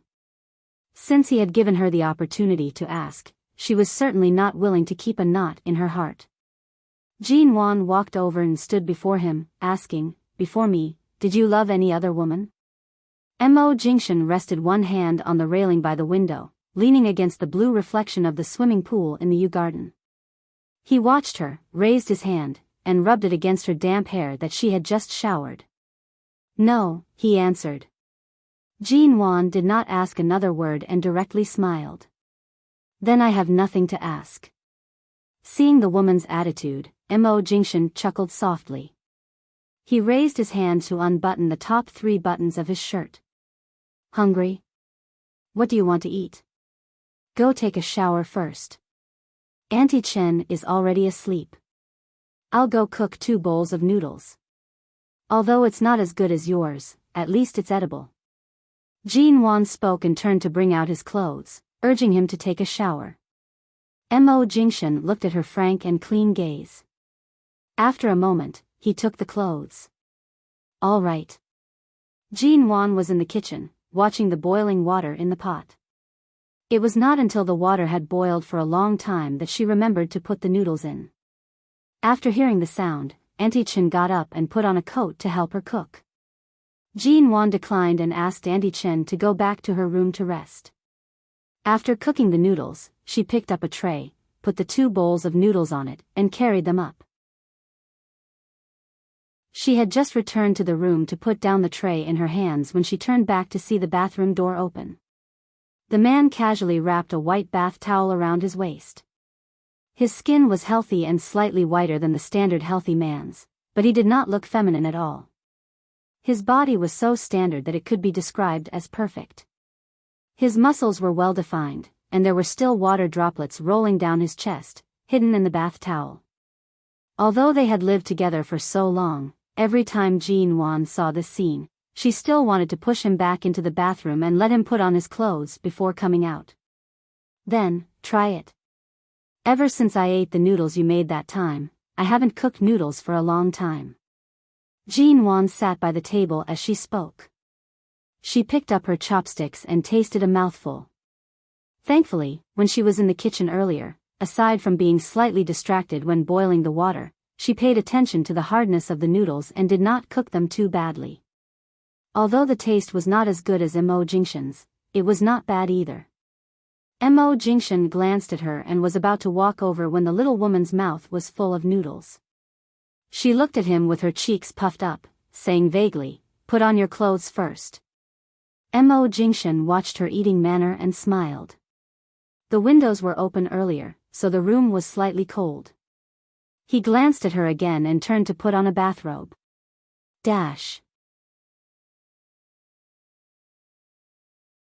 Chapter 163. Let me try. Mo Jingshan walked over. Jin Wan pushed the other bowl toward him, indicating for him to have a taste. However, the man pressed her outstretched hand down, lowering his head to kiss her lips that were still stained with broth. Jean won. After sweeping away the taste of the broth in her mouth, he finally released her, mildly commenting, "It's not bad. The broth is delicious and very flavorful." Jean won. This man was simply too much. He even wanted to take advantage of her while eating noodles. At night, Jean won lifted the blanket to get off the bed. The moment she lifted the blanket, it was covered again. Jean won frantically said, "I'm tired to death." She did not put any medicine in the noodles, yet she was bullied by Mo Jingshan for an entire night. Even now, her face was still red from the intense entanglement. She blushed and wanted to get up to drink some water. In the end, Mo Jingshan easily pulled her back. Jean Wan's entire body was sore and weak. She curled up under his body and did not move. "Are you really tired?" He kissed the corner of her lips. "I still have things to do in the studio tomorrow. You have to at least let me get out of bed," Jean Wan said with resentment and anger. The man rubbed her head and carried her to take a shower. When he returned, he tucked her under the blanket and went to the study. Jean Wan did not ask why he went to the study so late at night. She was really too tired. She flipped over, hugged the blanket, and fell asleep. When it was almost dawn, she suddenly woke up with a start. She reached to the side and felt the coldness of the bed. Mo Jingshan still had not returned to bed. She turned to look in the direction of the study. The light in the study was still on. 2 days later, it was said to be Nan Hang's birthday. Coincidentally, Nan Hang had just returned from America. Mo Jingshan had called to inform Jean Wan that he would bring her to Zijing Cheng Club that night. Because the studio needed to receive many representatives from large real estate companies, Jean Wan was busy until late. She knew the location of Zijing Cheng Club and did not ask Mo Jingshan to pick her up. Instead, she had Feng Ling accompany her. After she was done with her work, they would head over together. Amethyst Town Clubhouse was the largest gathering place for the upper class in High City. Only people with platinum and diamond cards could enter. Because of this, even though the nightlife and entertainment programs were plentiful, there were very few illegal people who could sneak in. Every high-class private room was guarded by a waiter and security guards. Why didn't Jean Wan come along? Qin Sighting sat on the sofa in the private room and glanced at Mo Jingshan, who was sitting alone, with a funny expression. Nan Hang also turned his eyes, a hint of mockery on his handsome face. "I was just about to ask, you're just short of hanging Jean Wan on your waist and bringing her with you every day. You actually didn't let anyone follow you today?" Mo Jingshan calmly replied, "She's busy." Qin Sighting mocked, "Your woman is busier than you? Is there a problem?" Mo Jingshan coldly glanced at him. A frivolous smile appeared on Qin Sighting's face. He stretched out his long legs and casually leaned back on the sofa. He sneered. "So it's your woman who isn't willing to be a good wife at home and wants to grow wings and fly out? Why didn't you stop her? Aren't you afraid that if she really achieves something, there will be more and more men behind her in the future? Good wife?" Nan Hang was confused. When did she become associated with these 3 words? Speaking of this, Qin Sighting glanced at Nan Hang with some smugness. "You're the one who didn't have the fortune to taste it. Not long ago, Jean Wan personally went to my house to make the fruit and vegetable salad and the 3 kinds of cold vegetables. The taste was really not bad. If it wasn't for the fact that there was a person who always shielded her, I would have been able to taste even more of her cooking. That big miss now knows how to cook. It doesn't seem too strange to use these 3 words on her." Nan Hang chuckled lightly, lazily asking, "Are you serious?" Mo Jingshan glanced at the time. When he spoke again, his tone was cold and sharp. He played down his words. "What nonsense are you talking about? Did you arrange to meet here just to hear the 2 of you care about my woman?" "Nan Hang," Qin Sighting smiled mysteriously. "You'll get used to it." Nan Hang's smoking addiction was great. Not long after, the private room was filled with smoke. Mo Jingshan had also drunk quite a bit earlier, but he was not drunk. He glanced at the time, stood up, and went to the restroom. Several minutes later, several young ladies in Enchanting Club were attracted by the man who had just walked out of the restroom. The drunken ladies egged each other on as they followed him. They secretly made bets to see who would be able to sleep with such a rare quality tonight. Mo Jingshan sensed that there were people following him. Seeing that they were several drunk ladies, he did not pay them any attention. When he entered the private room, he saw that quite a bit of wine had been brought in on the coffee table. There were red, blue, yellow, and all sorts of colors. He closed the door and was about to walk over when all of a sudden, the door behind him was slammed open. The sound of the door was too loud. Mo Jingshan's clear gaze turned back. Even Nanhang and Qin Sighting in the private room raised their brows, looking at the drunken ladies by the door. Seeing this situation, Qin Sighting instantly understood. He chuckled softly and whistled. Yo, you're being pestered again. If Jean Wan were to see this, I wonder if she would be jealous. Mo Jingshan pretended not to hear Qin Sighting's words. His gaze coldly swept over the few young ladies whose faces clearly showed that they wanted to sleep with him. Get out. His voice did not contain any warmth. The few young ladies all reeked of alcohol. Originally, they were quite bold, but the moment they saw the coldness in his eyes, as well as the man's cold, icy aura, they all cowered. Only one of the young ladies was pushed out. It was unknown whether it was because her face was too red or because she had drunk too much, but she stared at him with a red face. Her mouth stuttered as she squeezed out a complete sentence.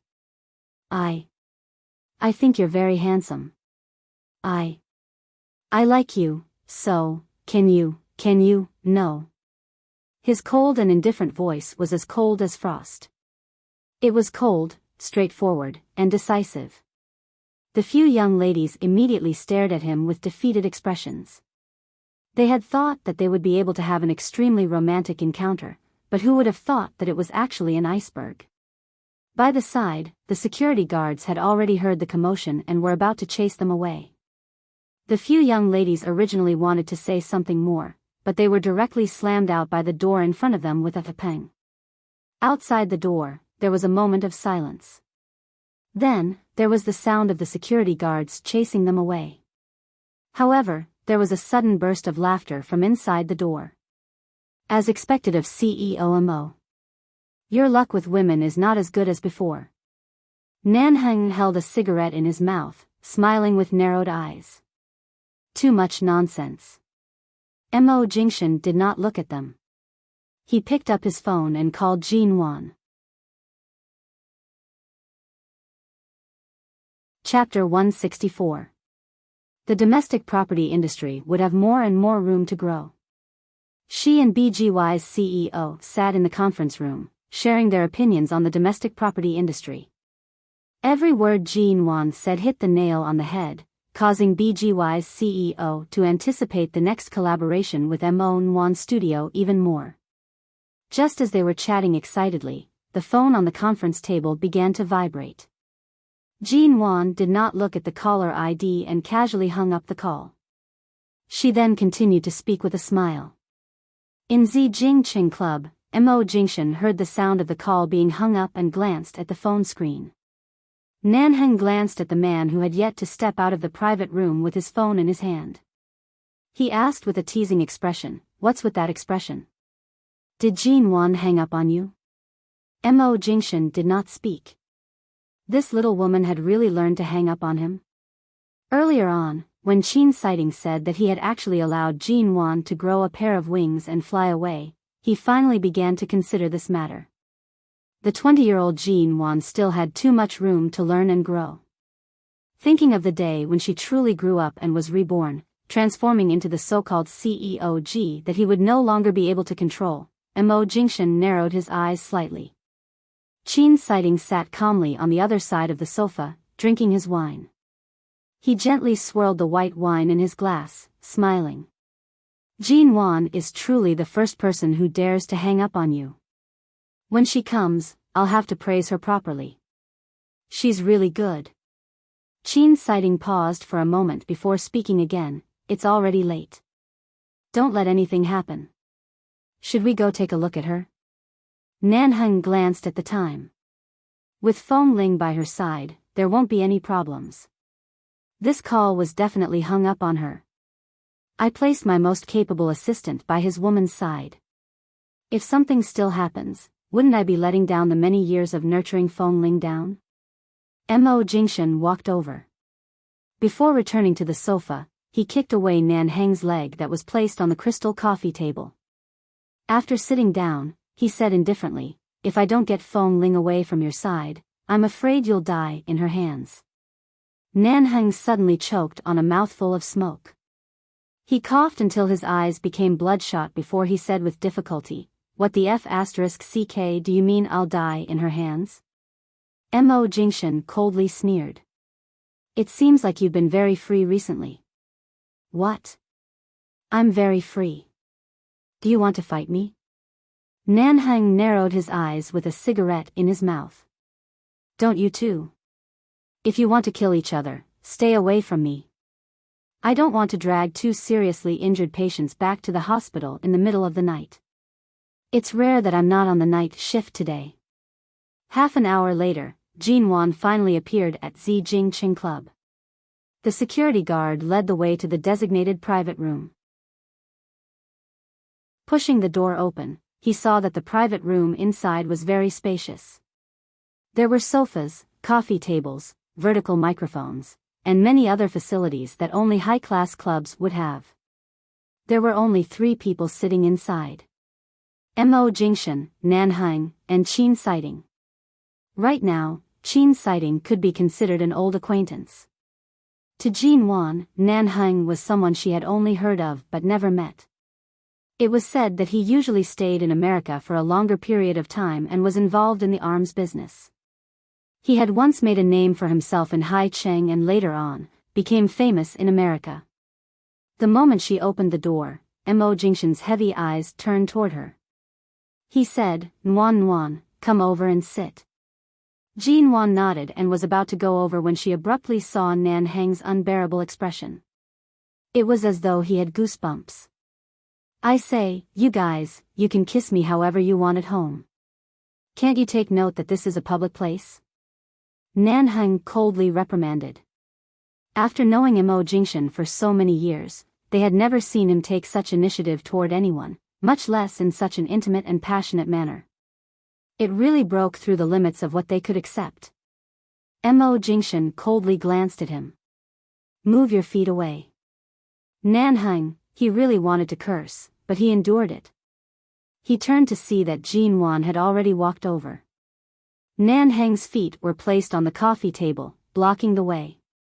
As he retracted his feet, he glanced toward the door. After sending Jinwan to the door, Feng Ling dutifully stood outside the door.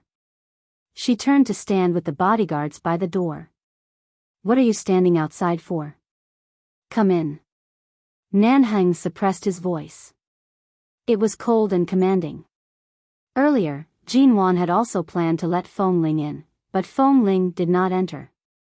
She had just sat down by Mo Jingshan's side when she raised her eyes to speak to Feng Ling outside the door. That's right. Come in. It's not like you're an outsider. Feng Ling remained standing outside the door. She did not speak. Her gaze swept past Nanheng's face, but it was only a calm and indifferent glance. She did not greet her former boss and shifted her gaze back to Jinwan. This kind of occasion is not suitable for me. Mrs. Mo, I'll stand guard outside the door. Call me if there's anything. After speaking, she directly closed the door from the outside. There was a strange silence in the private room. Jinwan was used to Feng Ling's cold and stubborn temper. Seeing that the door had already been closed from the outside, she did not force it further. Mo Jingshan watched Jinwan's face and handed the wine list on the coffee table to her. What do you want to drink? Jinwan lowered her head to look at the wine list and then at the many good wines on the coffee table. She smiled to say, there's no need to go through so much trouble. There's so much wine. I'll just drink with you. In the end, Mo Jingshan took the wine list from her hand and pressed the bell to call the bar's waiter in. He ordered a cup of hot juice and a fruit platter for her. Only after the waiter took the order and left did Mo Jingshan say, "I've said it before. In the future, don't even think about touching wine. I can't drink much, not even a sip." Ever since Feng Ling closed the door, Nan Heng's expression had been dark. Even now, he could hear the two of them still crazily showing off their affection. Unable to tolerate it, he glanced at Jean Wan and sneered, "Earlier on, didn't this woman have the guts to hang up on you? In the blink of an eye, she's become a little sweetheart.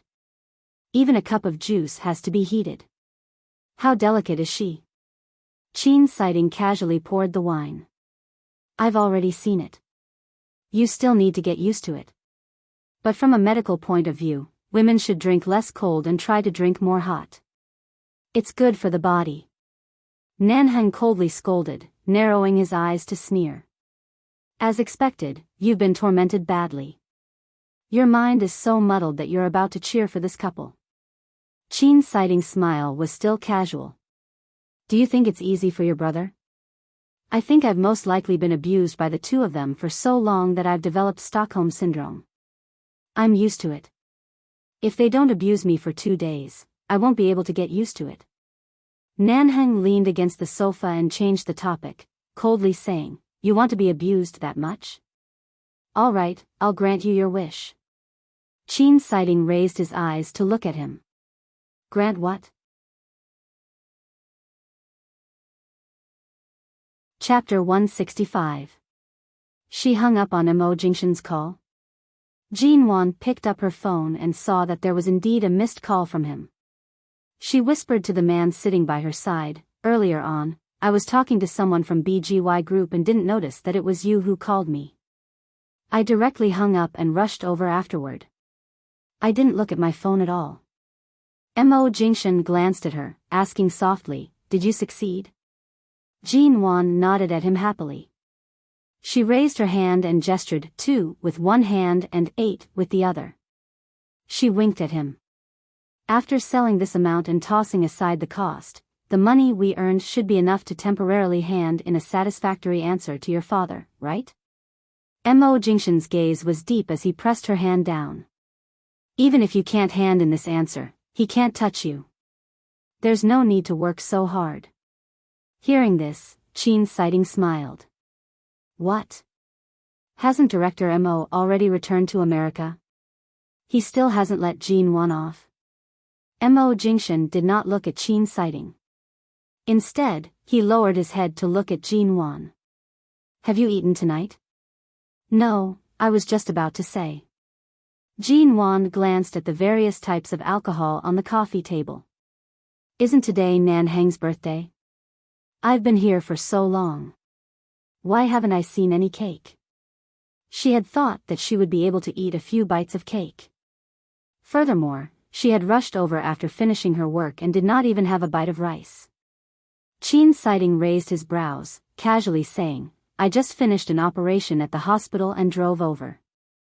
Where would I have the time to buy a cake?" Jean Wan faltered for a moment before turning to look at Mo Jingshan. Mo Jingshan mildly glanced at her. "Do I look like someone who would specially buy a cake to celebrate a man's birthday?" Jean Wan pursed her lips. "Then what should we do? Even if you don't like to eat cake, since it's your birthday, there has to be some form.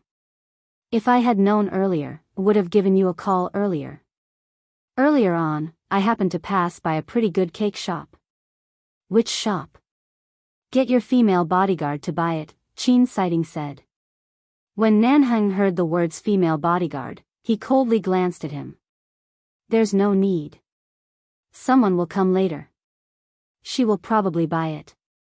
"Who? Aren't there just the few of us today?" Qin Siding glanced at him. Nan Heng smiled and casually leaned back on the sofa. He glanced at Qin Siding without saying a word. His gaze seemed to be saying, "Brat, just wait to be tortured." Qin Siding's handsome brows moved.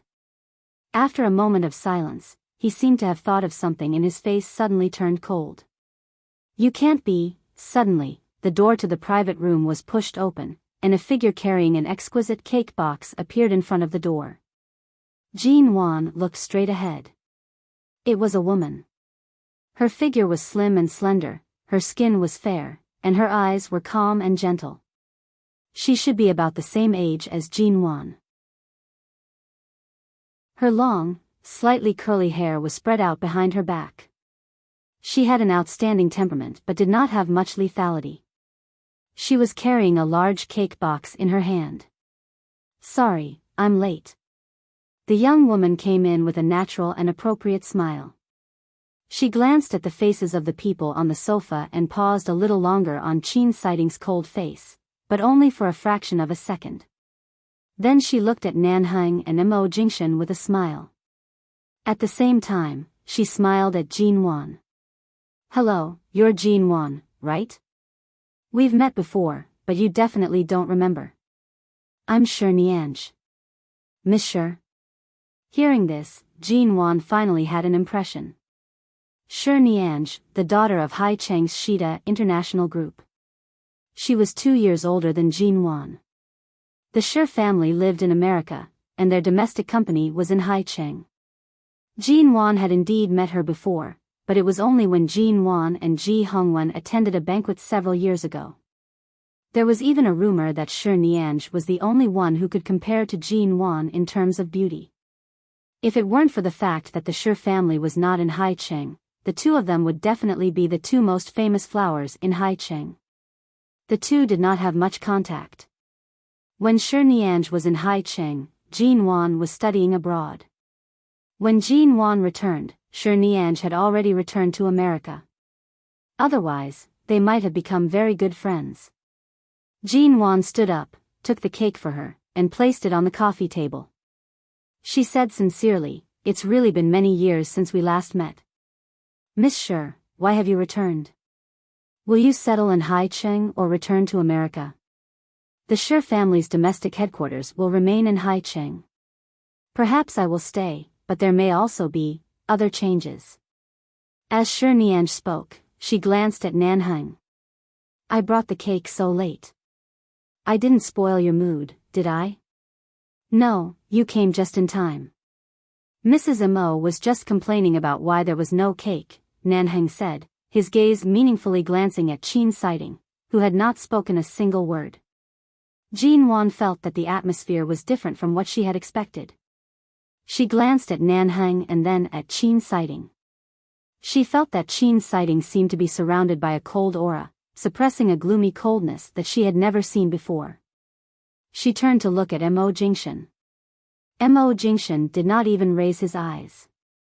He continued drinking the wine in his glass, clearly unconcerned. "I ordered the cake yesterday.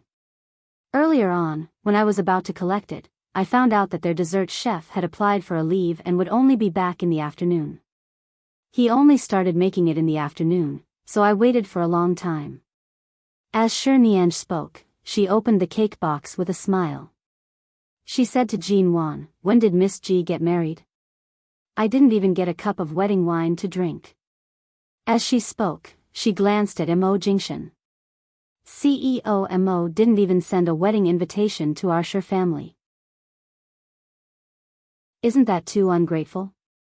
Sit down and talk." Mo Jingshan indicated for them to sit down. Jean Wan and Shi Nianj opened the cake together and took out the candles. She then pulled Shi Nianj to sit by the side.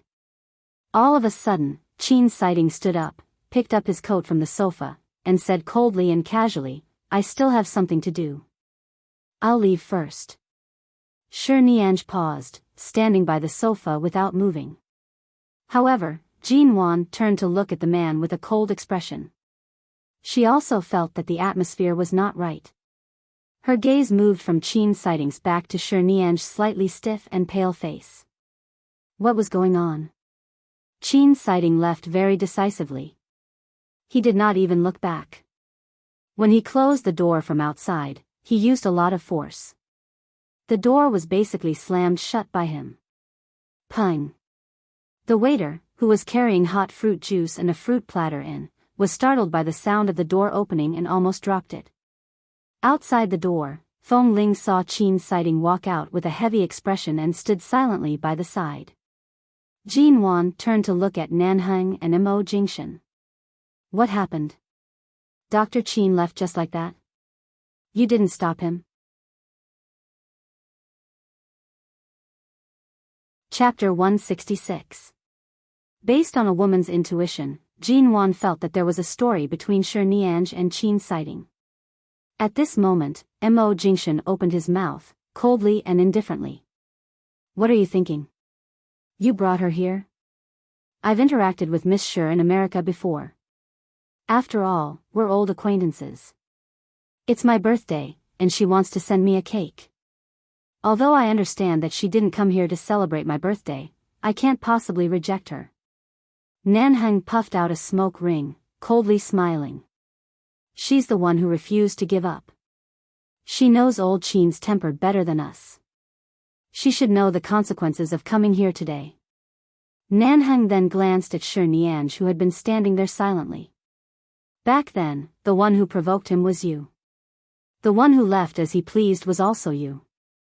Now that you're back, even though you know his attitude, you still insisted on coming. Now do you see it?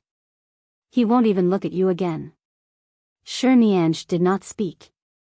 When Jin Wan reached out to hold her hand out of concern, she only curved her lips slightly.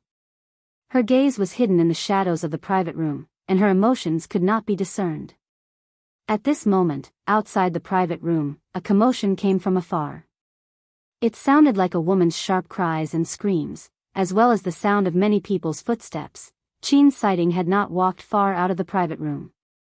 He did not stop because of the gathering crowd and the cries. However, as he walked past the crowd, he abruptly heard the sound of a woman being slapped. Accompanied by several men's roguish curses, he expressionlessly turned to look at the crowd. He abruptly saw the woman lying on the ground in a sorry state. His cold eyes slowly narrowed. He pushed aside the people in front of him and turned to walk over. The commotion outside was not small. Many people in the private room came out to see the situation. Shi Nianj opened the door to the private room and saw Qin Sighting from afar. Jin Wan saw the crowd there and subconsciously walked out with Shi Nianj. No matter how strict the management of Zijingqing Club was, it was still a nightclub. It was not safe for two women to go out. Mo Jingshan stood up and went over. Nanheng could only extinguish his cigarette, furrowing his brows as he went out to check on the situation. In the crowd, a young woman was lying on the ground. She had just been slapped twice, and her clothes were a little messy. Her shoulders were half exposed, as if she had almost been molested. Her hair was also unusually messy, almost covering half of her face. However, one could still see that her face was pale with fright, and her eyes were red and swollen from crying. Shi Nianj had just walked into the crowd when she saw the woman on the ground. Her calm expression changed slightly. She subconsciously raised her eyes to look at the cold Qin Sighting. Jin Wan paused in her steps. When Mo Jingshan came over, she turned back to whisper to him, "What happened tonight? I don't seem to understand it." Mo Jingshan had already seen the situation in the crowd. He held her hand and did not let her go to the front. He said mildly, "Qin Sighting has his own business. You don't have to care." Jin Wan, which woman doesn't have a burning desire for gossip? Jin Wan could only turn her head to look. Nanheng stood at the side, arms crossed over his chest, and said coldly in a low voice, "What an unexpected coincidence today. Qin Sighting's two old loves are both here." Old love? Or two? Jin Wan looked in surprise at Shi Nianj in front of her, and then at the young woman on the ground who was surrounded by the crowd. Then Jin Wan's gossipy eyes turned to Nanheng. Nanheng coldly sneered. The only person this old Qin has ever loved is Shi Nianj. But right now, it's not clear whether he loves her or not, but he definitely hates her. Nanheng coldly glanced at the woman on the ground in the crowd. This is Ling Xianer. About 4 or 5 years ago, she had an engagement with Qin Sighting. The engagement was arranged by the Qin family, but Qin Sighting rejected it and it was cancelled a long time ago. This Ling Xianer is very infatuated with Qin Sighting. She is young and very good at causing trouble. After being rejected, she cried, threw a tantrum, and threatened to hang herself. Qin Sighting did not even spare her a glance. From then on, the Ling family's relationship with the Qin family gradually worsened, and they no longer had any contact. As Nanheng spoke, Shi Niange stood by the side and could more or less hear him. However, she did not move, only looking in Qin Sighting's direction. Nanheng appeared to be watching the show. Miss Ji, no matter how oblivious you are to the outside world, you should know that at the beginning of this year, Hai Cheng's largest electronics company, the Ling Group, announced bankruptcy. Several of the board members of the Ling Group made a wrong decision, causing the company to collapse. Not only did it go bankrupt, but it also owes a huge debt. No one knows how this Ling Xianer was sold here, but from the looks of it, the people by the side should be her buyers. She should have just escaped. Jean Wan's hands suddenly grew cold. She had experienced this before, so she understood the horror and helplessness of it all too well. This was the reality of the world. How many people were watching a big company from behind? Once it was down, there was no need to ask for help. As long as it didn't make things worse, it was already very good. Sensing Jean Wan's sudden silence, Mo Jingshan held her hand in his palm. It has nothing to do with you. Don't let your imagination run wild. Ling Xianer was forced to retreat step by those men. She laid on the ground and carefully shifted her body to the side. Her eyes were filled with fear and despair. Jean Wan felt as though she was looking at herself from her previous life. Mo Jingshan's gaze remained on her face. Seeing that her face was gradually turning pale, he asked softly, "Are you not feeling well?" Jean Wan composed herself. "Perhaps there are too many people here, and I'm a little lacking in oxygen. I'm fine. Stop looking. Let's go back." Mo Jingshan directly grabbed her hand, wanting to bring her away. At this moment, Ling Xianer, who was on the ground, suddenly cried out in pain. A man dragged her back several meters and stepped on her calf. Jean Wan turned back to see the drunken and malevolent man standing there scolding, "Smelly whore, why are you pretending to be a chaste woman after taking this old man's money? 80,000 yuan to buy your first night is already giving your Ling family some face.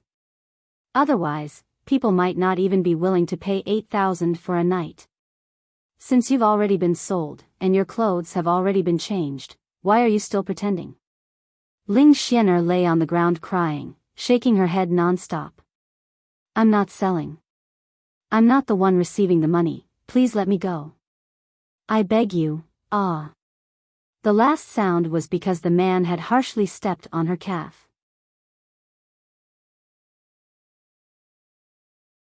Chapter 167. I'm begging you to let me go, beg? If begging was useful, your family wouldn't have gone bankrupt. The man laughed coldly as he grabbed her hair harshly.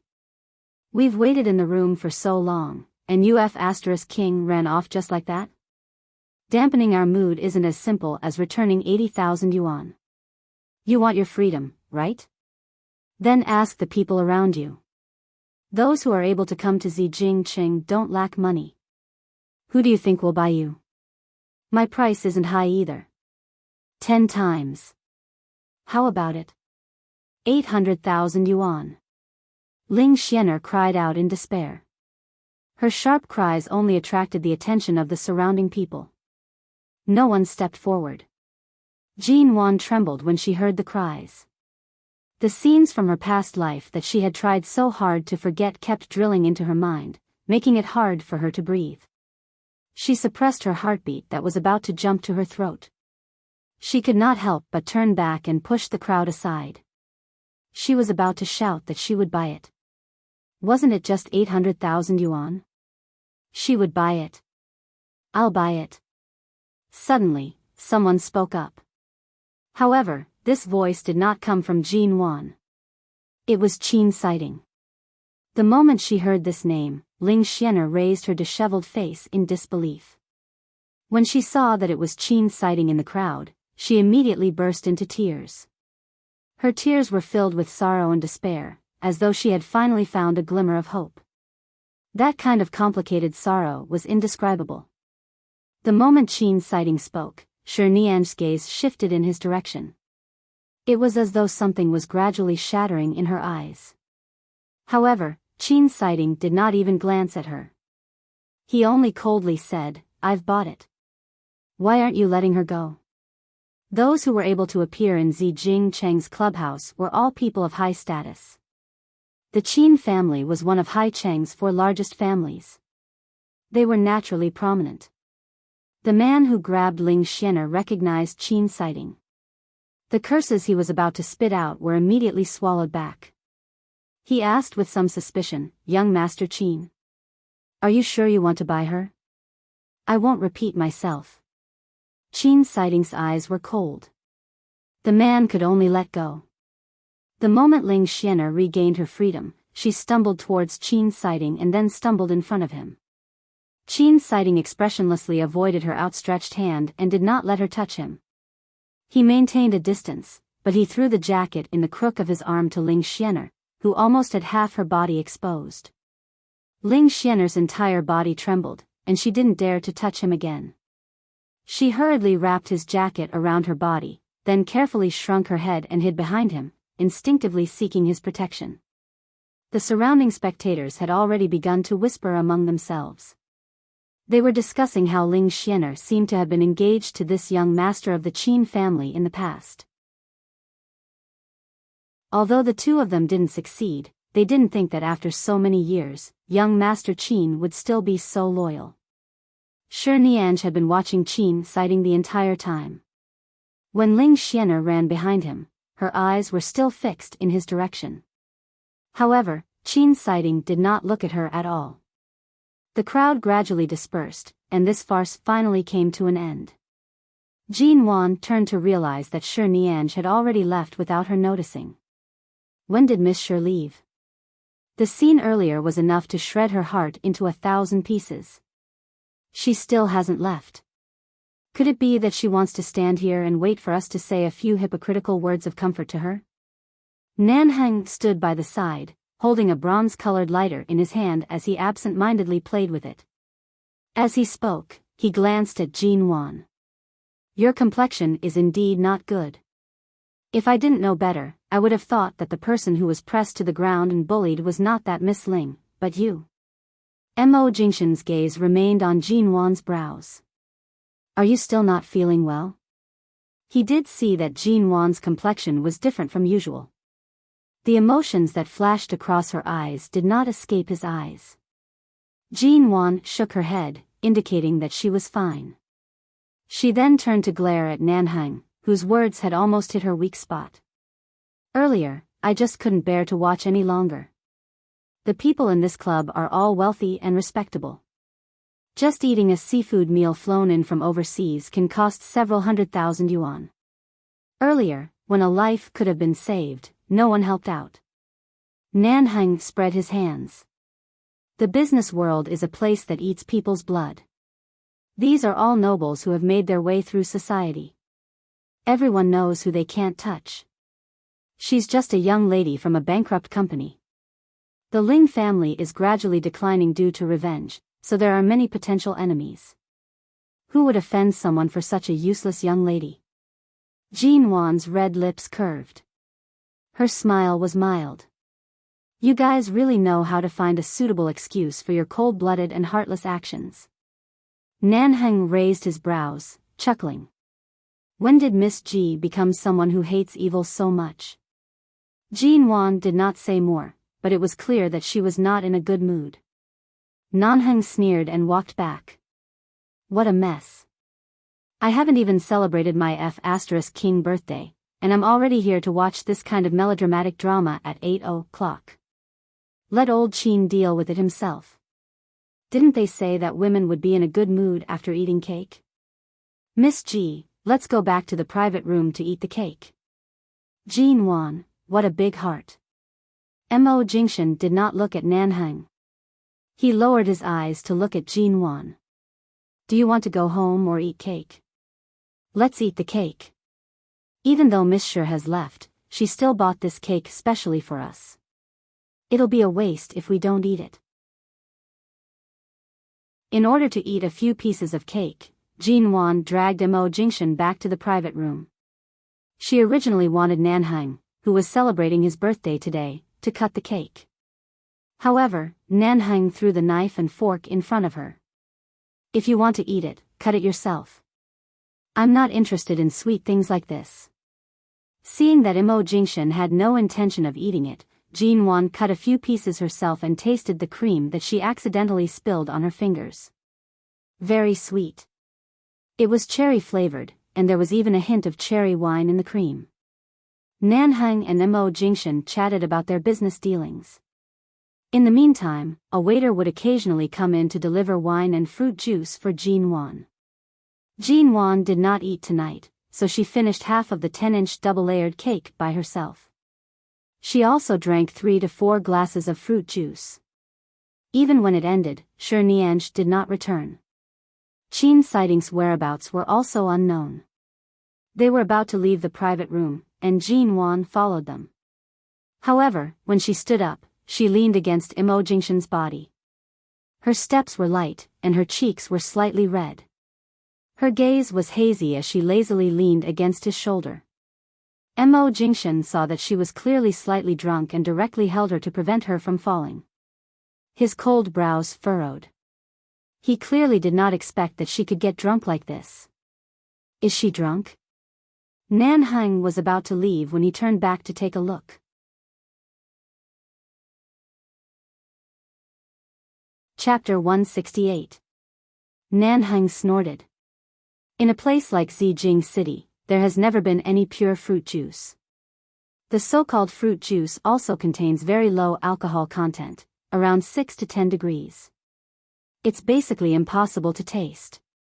But if you can get drunk like this, how bad is your alcohol tolerance, Miss G? Jin Wan opened her eyes in a daze to look at Mo Jingshan. Is that so? Mo Jingshan did not speak. As he supported her, his indifferent gaze shifted to the remaining half of the cake on the coffee table. Nanhang seemed to have thought of something. He first looked at Jin Wan's slightly drunk appearance, then at the cake, and walked over. He cut a piece into his mouth, took 2 bites, and swallowed, enduring the unbearably sweet taste. He turned back to look at the person by the door and sneered. There's fruit wine in this cream. The alcohol content isn't low. Together with her fruit juice, it's no wonder she's so drunk.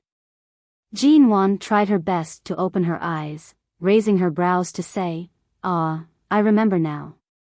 There really is a very special cake shop in Haicheng. Every day, there are always people lining up to buy the cake. It's said that the cream in that shop usually contains some carefully brewed, high-end fruit wine. No wonder the taste is different. It's really delicious." As she spoke, she pressed her face against Mo Jingshan's shoulder with a grin, softly saying, "In the future, I still want to eat it, when it's my birthday. I still want to eat this cake." No matter how much he calculated, in the end, she was still drunk on the cake. Mo Jingshan supported her, pressing her firmly by his side. He coldly said, "With your alcohol tolerance, you better stay away from that cake shop in the future." "No, I want to eat it on my birthday." Jin Wan raised her misty eyes and raised a finger, giggling at him. "I want to eat it again. I don't want 2 layers. Just 1 layer, all right? It's fine if I eat a little less." Mo Jingshan did not speak. She pressed against his arm again, hugging him with both hands. "All right. I'll eat it on my birthday, only on my birthday." Mo Jingshan had no choice but to bend slightly toward her. Watching this drunken little woman, he softly sighed and kissed the tip of her nose. "All right." Nanhang pressed the space between his eyebrows and crossed his arms over his chest as he leaned against the decorative pillar in the private room. After knowing Mo Jingshan for so many years, she had never seen him treat anyone so gently and patiently. Feng Ling walked in from the door. Mr. Mo, shall I send you and Mrs. Mo back? There's no need. The Yew Garden is very close to here, Mo Jingshan said indifferently. Nanheng also drank quite a bit. Send him back. Feng Ling's expression did not change. After a few seconds of silence, she said, all right, Mr. Mo. Jean Wan was brought to the car by Mo Jingshan. She was not very drunk, but she sat lazily and pressed her head against the window. Realizing that the person driving was Mo Jingshan and not Feng Ling, Jean Wan narrowed her eyes and glanced at the handsome man in the driver's seat. She then leaned toward him. Sit properly, I'm driving. Mo Jingshan was about to push her back. However, Jean Wan hugged his arm and moved closer to his side. She pressed her face against his neck and softly asked, is my alcohol tolerance that bad? Mo Jingshan glanced at her. It went without saying. Whether her alcohol tolerance was bad or not, based on her current state, was there a need for him to say it? Jean Wan saw his gaze and opened her mouth to bite down on the side of his neck.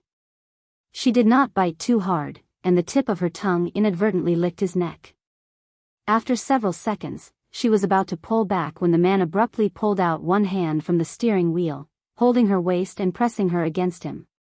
His low and hoarse voice bit by her ear. You're getting more and more daring. You dare to directly seduce me in the car, N? Looking at the man's deep gaze, Jean Wan narrowed her eyes and smiled at him. She moved closer to his ear to whisper, why wouldn't I dare? Mo Jingshan's brows moved. The car slowed down and drove slowly by the roadside. He kissed her lips and stared at her with his dark eyes. He was about to kiss her again. However, Jean Wan suddenly said, what a pity, great aunt is coming again. The man who was about to kiss her abruptly paused. He stared at her for a long time, and just as Jean Wan was smiling at him in delight, he abruptly kissed her harshly on the lips. At the same time, he stopped the car. He kissed this little woman who dared to show off in front of him just because she was on her period until she begged for mercy. Only then did he let her go. In the end, he kissed her lips that were much rosier than usual, sometimes deep and sometimes heavy. He said in a low voice, last time at Wanli Starry Sky Hotel, I still haven't satisfied your request. Isn't this a good opportunity?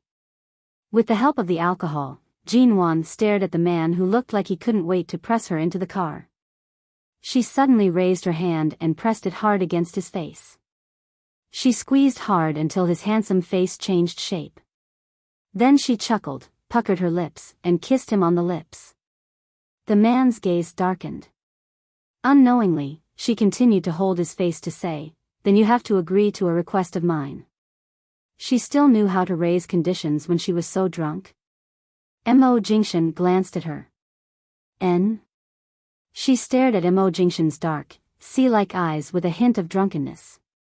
Previously, in order for me to inherit the G Corporation, my father had already enrolled me in a business management class in T-City. However, I never went. It's been at least 2 to 3 years. Mo Jingshan understood the meaning behind her words. His gaze darkened. You want to go now? Jean Wan nodded. The school is T University. The professor in T University's business department is very famous. Right now, many of the managers of well-known companies in the country are his students. That's why I'm looking forward to it. The little woman's attitude was originally very soft when she was discussing with him. Furthermore, she was slightly drunk, and her voice was even softer and sweeter. Mo Jingshan pinched her flushed face. I'll consider this matter. We'll talk about it when you're sober tomorrow. Jean Wan chuckled and suddenly reached out to hug his neck. All right, Mo Jingshan glanced at the streetlights outside the car. He pulled her arm away and had her sit properly. He then went to drive the car. Before they reached the Yew Garden, Jean Wan had already fallen asleep. Mo Jingshan glanced at the little woman who had just raised a condition with him, but now wanted to sleep first. He laughed angrily. He really could not let her touch even a little alcohol. The car stopped at the Yew Garden's parking lot. Mo Jingshan alighted first. He walked around the car to open the door and carry the little woman who was sleeping so soundly out. The lighting in the parking lot was not too bright. When it landed on the man's body, it was half bright and half dark. It gave off a hazy feeling. Jean Wan opened her eyes in a daze and looked at him. She reached out and hugged his neck, burying her face in his neck.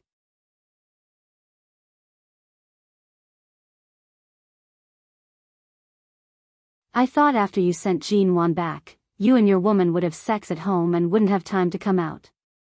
Mo Jingshan, at this time, he did not plan to leave Jean Wan alone at home. The little woman was drunk and would occasionally talk in her sleep. She was also on her period.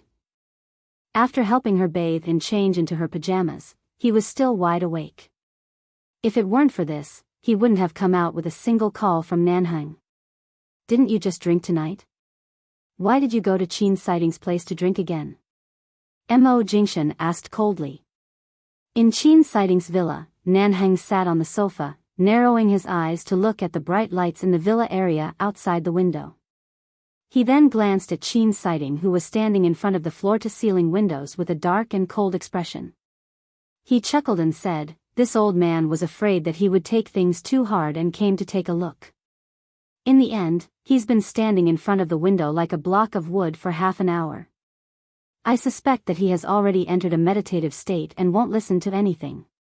Mo Jingshan calmly said, "Indeed, we shouldn't interfere in his matters." Because Nanhang sat here and drank a few more glasses, he was slightly drunk. His slender fingers rubbed his brows, calmly saying, "I owe Shi Nianj a favor in America. Otherwise, do you think I'd be willing to interfere in her and old Qin's trivial matters?" Nanhang was not someone who liked to meddle in other people's business. If Shi Nianj had not chosen his birthday to bring a cake over, and if Nanhang had not been looking for trouble with Qin Sighting these past few days, he would not have had the leisure to interfere. He was not interested in helping anyone. It was just that Qin Sighting had been living too lonely these years. Seeing that he was living like a monk in meditation, he was not pleasing to the eye. He wanted to find some other stimulation for his peaceful life. Mo Jingshan calmly asked while driving, "Are you still at his place?" Nanhang, recently, he added quite a lot of good wine here. I drank a little and only finished it now. I'm too lazy to move around, so I'll stay here today. Anyway, we're two grown men. I won't let that pitiful Ling Xian'er return and take advantage of old Qin's situation to do something. What's the matter, you're really coming? The wine that Qin Sighting had recently added was naturally all from Mo Jingshan's hands. Mo Jingshan, wait. 15 minutes later. Nanhang held a cigarette in his mouth, turning back to look at the man who had appeared in the villa. Mo Jingshan was dressed in black, appearing to be dyed in the night. He walked in through the door and glanced at Qin Sighting, who was still standing by the window. Qin Sighting put one hand in his trouser pocket and didn't intend to pay attention to the two of them. Even though Mo Jingshan suddenly came at such a late hour, he just coldly glanced at the door, withdrew his cold eyes, and didn't speak. How long has he been standing there? Mo Jingshan walked in.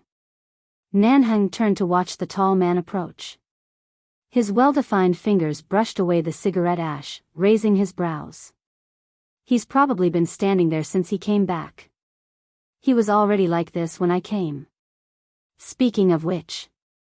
Nanhang smiled mockingly at Mo Jingshan.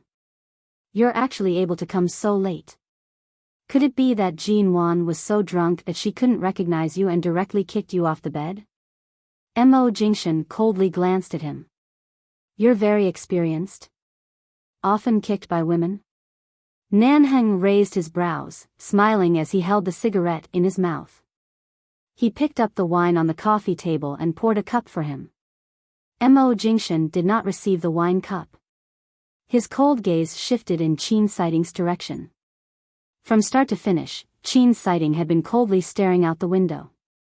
You've chased away the impoverished young lady you brought back so quickly? Mo Jingshan looked at his gloomy appearance and asked coolly.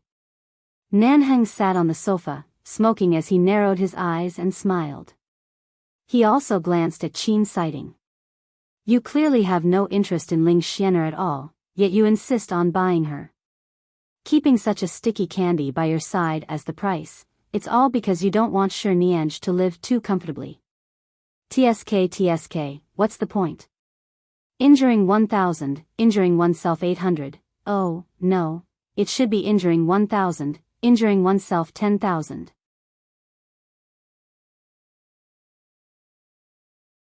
Chapter 170. Mo Jingshan walked to the floor-to-ceiling window, lifted his eyelids, and looked out. Qin Sighting stood there and looked in the direction of the villa not far away. The villa was dark and without light. No one had returned, and the black carved door in front of the door had been quiet for a night. There was only a floor lamp on this side of the floor-to-ceiling window.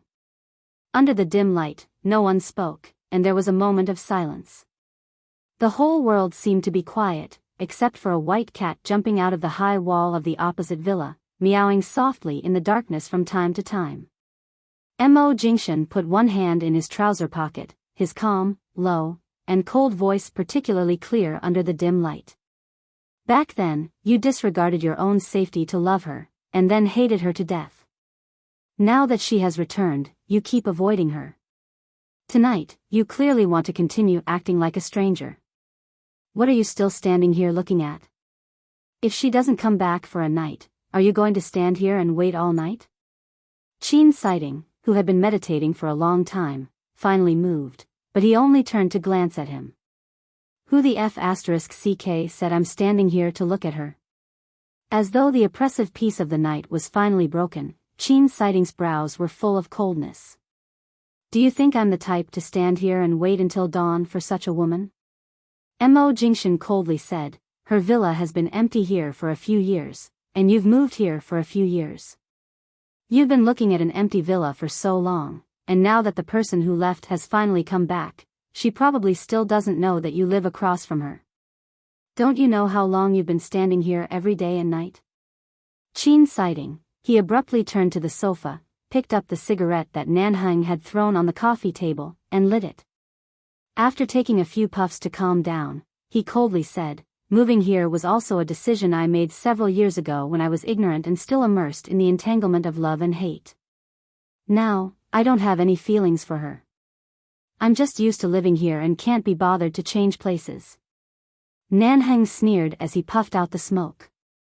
Is it because you're young and ignorant, or is it because you've lived for more than 20 years and only had feelings for such a woman?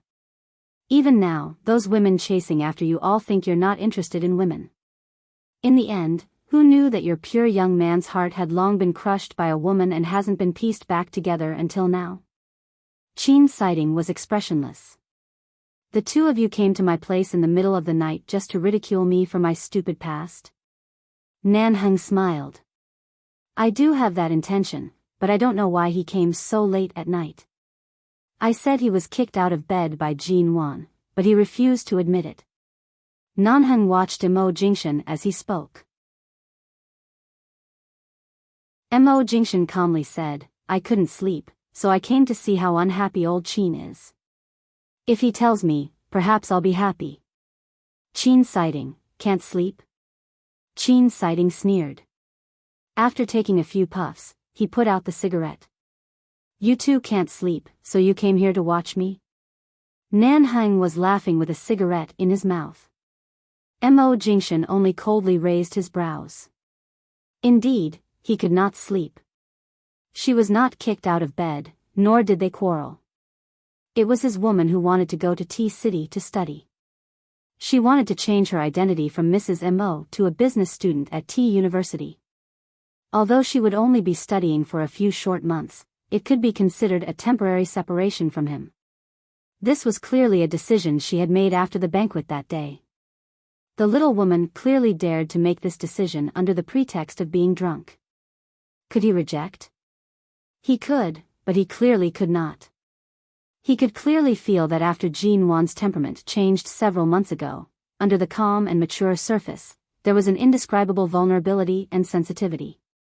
She was extremely afraid of being separated by life and death. She was even more afraid of not being able to control her own life. She had more stubbornness in her bones, more things that she wanted to hold on to, but they were hidden very deeply. When Mo Jingshan returned, it was already close to dawn. The sky was still dark, but there were hints of white. He originally thought that Jean Wan was still asleep, but the little woman was tossing and turning on the bed. It was clear that she did not sleep well. It was only when he laid down by her side that she furrowed her brows and burrowed into his embrace, gradually calming down. Mo Jingshan stroked her hair. Headache? Jean Wan closed her eyes and nodded in his embrace. She was half asleep and dazed. She did not speak. Mo Jingshan's hand that had landed on her hair turned to gently massage her forehead. She did not move, allowing him to soothe the pain in her head. The little woman wore soft pajamas, her long hair scattered on the pillow on the bed. Her body was fragrant, and she leaned softly in his embrace. Her eyes were closed the entire time. She did not ask where he had gone and only instinctively snuggled into his embrace, unwilling to move away even a single inch. Mo Nwan's studio. The computer screen was filled with all sorts of messages that Xia Tian had sent her on MSN. Right now, Xia Tian could already walk normally with the help of a walking stick. She just needed to go through 3 months of rehabilitation. If she wanted to come to her studio to help, it would not be convenient for her to stay too far away. However, when Xia Tian studied with her in America, she studied at the University of Finance and Economics. She also specialized in financial analysis. Right now, the position of the finance manager in the studio was vacant. It just so happened that Xia Tian could come over to help her. This would save Jean Wan a lot of effort. The two of them were chatting in full swing when the intercom on the office desk suddenly rang. Jean Wan casually picked it up. Hello? CEO, hello. There's a package for you here. The call came from the mail room on the first floor of Jean Lin building. Jean Wan glanced at the caller ID and said, "All right, I'll be down in a moment." After hanging up, Jean Wan typed a few words on the keyboard. "Are you afraid that you'll have too many things after leaving the hospital, so you packed up your things and sent them to the studio?" Xia Tian replied, "No, I don't have many things. When I go, I'll just casually bring a suitcase to my place." Jean Wan raised her brows slightly. That was strange. Why would there suddenly be a package for her? In this year, the domestic e-commerce industry had just started. She didn't have the habit of buying things online, and she rarely sent things to others. Xiao Ba or her secretary were in charge of the letters or phone faxes she received in her studio. Xiao Ba didn't know what to do with Xiao Ba. Why would there be a package directly sent to her? Jean Wan directly went downstairs to the mail room on the first floor. The person inside handed her a square box that was not very large. Jean Wan saw that the box was wrapped tightly and could not tell what exactly was inside. Furthermore, there was only the address of the recipient and her name. There was no address or sender written on it. Who sent it? Jean Wan kept an eye out and asked. "I'm not sure. Earlier, when I was tidying up the pile of boxes by the door, I discovered it."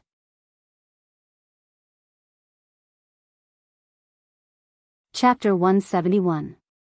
Jean Wan took the package and entered the elevator. The moment she returned to the office, Feng Ling glanced at the box in her hands. "What is it?" "I just received the package." "I don't know what's inside," Jean Wan said as she prepared to enter. However, Feng Ling's expression turned solemn. She immediately became wary and turned to enter the office with her. As they walked, she said, "I'll open it for you." "Stand further away." Jean Wan faltered. She was about to say that it was fine and that it was just a package. However, she saw that Feng Ling had already carried the box to the office table. Knowing how responsible and cautious Feng Ling was usually, she smiled and teased, "All right, then go ahead and open it. Be careful. Don't let it be something like a bomb." As she spoke, Feng Ling had already opened the waterproof bag and opened the box. She lowered her eyes to see what was inside and paused.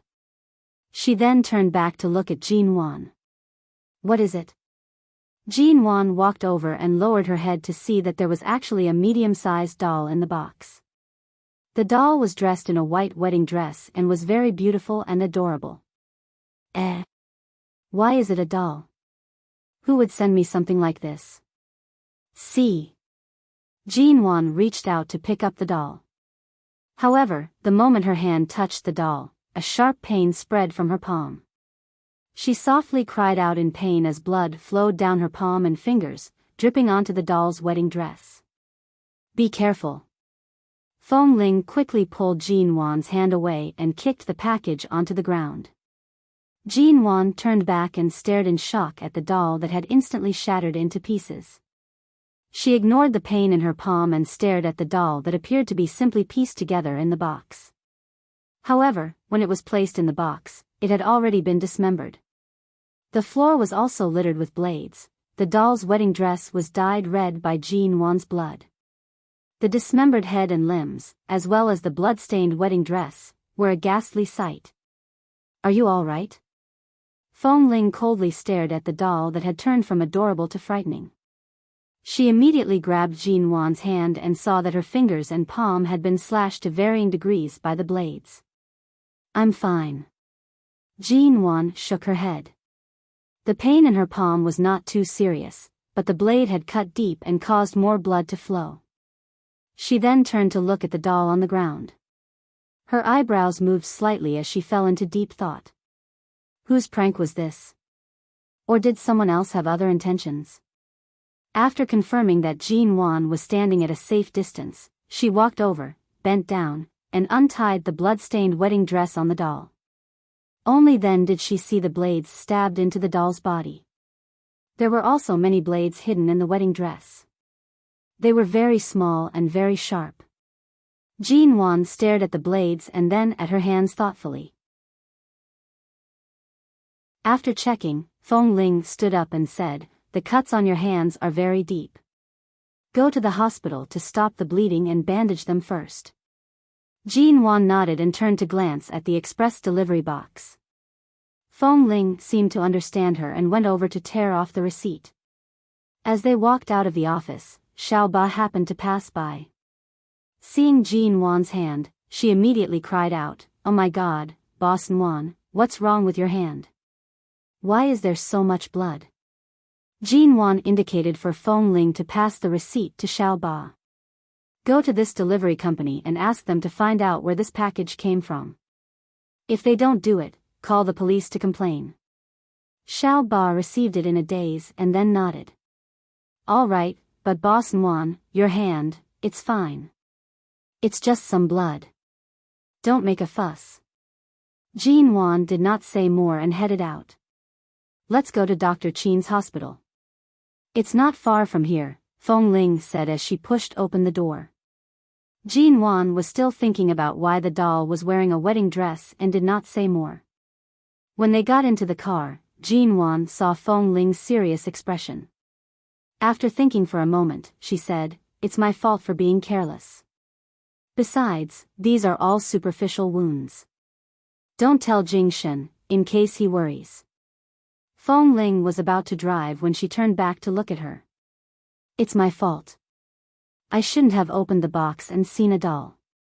Mr. Mo will find out about this sooner or later. There's no way to hide it. Let's go to the hospital first. We'll talk after Xiao Ba finds the results."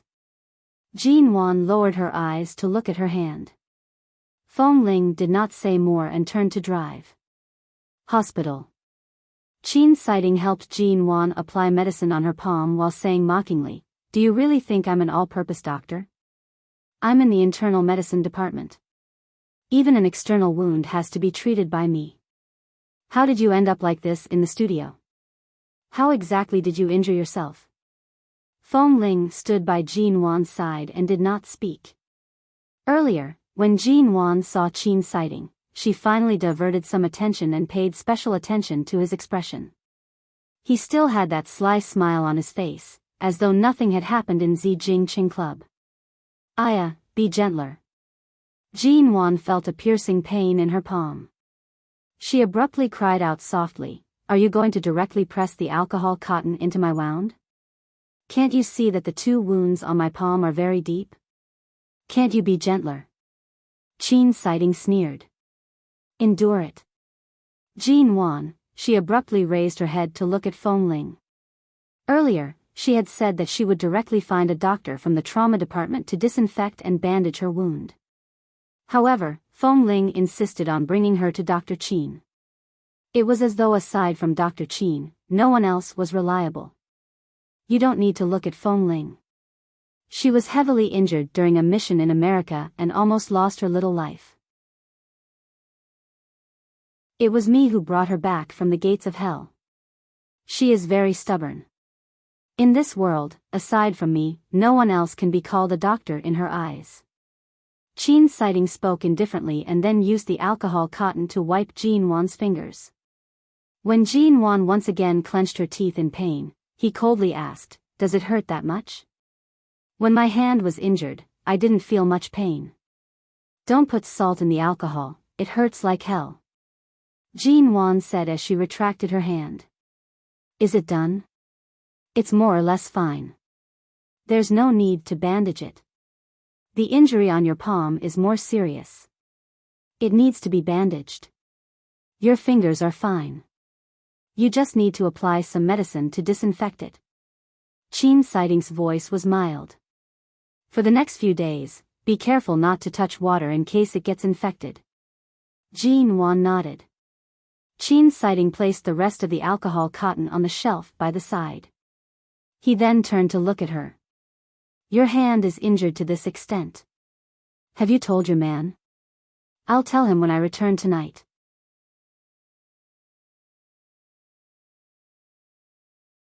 Chapter 172. After Feng Ling left, Jean Wan turned to Qin Sighting. "Aren't we not on the same side? Why did you suddenly send her away? Do you wish for more people to hear about your Ji family's matters?" Qin Sighting glanced at her indifferently. He casually took out a medicine analysis report that was thicker than the previous one and handed it to her. Jean Wan was about to reach out to receive it when Qin Sighting suddenly paused. He placed the analysis report by her side. "Forget it. It's better if you don't move your hand." Jean Wan lowered her head to look at the report before raising her eyes to look at him. "What's the result?" "It's about the same as your initial guess. This so-called healthcare medicine brought back from abroad has not been found to contain any toxic ingredients. It can be seen that the other party has been very careful. However, if these medicines are taken together, it will become a chronic poison that can cause kidney failure." Qin Sighting's tone was cold. Jean Wan was silent for a moment. She had already expected this. Now that she heard the result, she was not surprised. "My father shouldn't have taken this medicine for too long. I've seen the medicine in his drawer. He only takes it occasionally when he thinks of it. Could it have already affected his body? That depends on your father's usual dosage. This is a drug formula that is very slow and hard to detect. If he doesn't take it for a long time, it will at most cause his body's resistance to weaken, and he will easily fall sick. As long as he stops taking the medicine, he will be fine after a while of rest and detoxification. However, if he takes it for too long, the medicine will be like a frog being boiled in warm water. It will unknowingly seep into his blood and into his bones, causing him to be unable to reverse the situation." Jean Wan stared at him, her expression cold and solemn. After a long while, she slowly and softly said, "Thank you. I've troubled you, Dr. Qin." Qin Sighting smiled and glanced at the analysis report by her hand. "It's a good thing that you've already discovered this matter. It's not hard to see that the other party is an extremely meticulous person. If you want to expose this matter, you still have to put in some effort. Otherwise, it's easy to fall into the other party's trap and dig your own grave." Jean Wan nodded and did not speak. Qin Sighting didn't bother with her anymore and let her sit by the side to wait for Feng Ling to return with the medicine. About 2 minutes later, Qin Sighting sat at the desk in the consultation room and drank some water. He suddenly asked, "Is your stepmother's ex-husband the sickly man from the Xing family who died early?" Jin Wan had investigated Shinharu's matter, but she did not expect Qin Sighting to know about it as well. "What do you want to ask?" Qin Sighting glanced back at her. "Xing Yihan is her son. Even if they severed their relationship because of the Ji family many years ago, your stepmother used to rely on the Xing family. It's still unknown whether she and her son have really severed their relationship completely." "Xing Yihan is her son," Xing Yihan said with a smile. Jin Wan looked at him. "Do you mean that the medicine you gave my father might have something to do with Xing Yihan?" Qin Sighting smiled mildly. "It's not impossible, but Xing Yihan is cunning and good at hiding. This person seems too calm and unfathomable. Your stepmother is a woman in her 50s after all. A woman like her who rarely shows her face outside is very suitable to live a stable life in the Ji family. If something happens to your father, the Ji family's power in her hands won't be of much use. Unless there's someone behind her." It went without saying that although Shinharu was smart, she was not smart to the point where she could handle things so cautiously. Qin Sighting did not say more. His words clearly did not go overboard. When Feng Ling returned, Qin Sighting coincidentally had a specialist consultation to attend. After explaining a few words about Jin Wan's hand injury, he left. Only the two of them were left in the consultation room. Jin Wan was preparing to leave the hospital when her phone suddenly rang. "Hello, Boss Wan, I've checked. The package was sent from Los Angeles in America. I can only find the address of the package, but there's no contact person. There's no other information. There's no information about the sender at all? There's nothing at all. I can't find anything at all. The delivery company said that many people don't write an address when sending things, only leaving their name and phone number. However, this package seems to have a problem. There's actually no name or phone number. They also find it strange. America? Why did she feel that she was closely related to many things in America recently? Yet, she did not know what was going on. Regardless of whether it was her previous life or this life, Jin Wan was certain that she did not suffer from amnesia. She remembered everything that had happened since she was young. She had only gone to school in Los Angeles a few years ago. Was there anything she didn't know? To send a doll in a wedding gown, and a dismembered doll at that, the motive was clear. However, since it was sent from America, it should have nothing to do with Ji Mengran. Although An Shuyan had returned to America in the past few days, with An Shuyan's personality, even if the proud and arrogant young lady of the An family was smart and had some tricks up her sleeves, she would not have done such a thing. If An Shuyan was such a vicious and violent person, she would have displayed it in the country and would not have returned to America so easily. This kind of method did not seem like something Imo Jingshan's father would do. This method was clearly done by a woman. Who exactly was it? At night, Feng Ling sent Jin Wan back to the Yu Garden. Unexpectedly, Imo Jingshan returned at almost the same time as her. She had just alighted from the car when his car stopped outside the Yu Garden. When Jin Wan alighted from the car, she subconsciously placed her hands behind her back. She turned to look at the black ghost. Without waiting for Imo Jingshan to alight, she headed straight for the villa. Imo Jingshan was talking on the phone in the car. When he saw Jin Wan's suspicious behavior, he hung up the phone and alighted. He closed the door and walked over.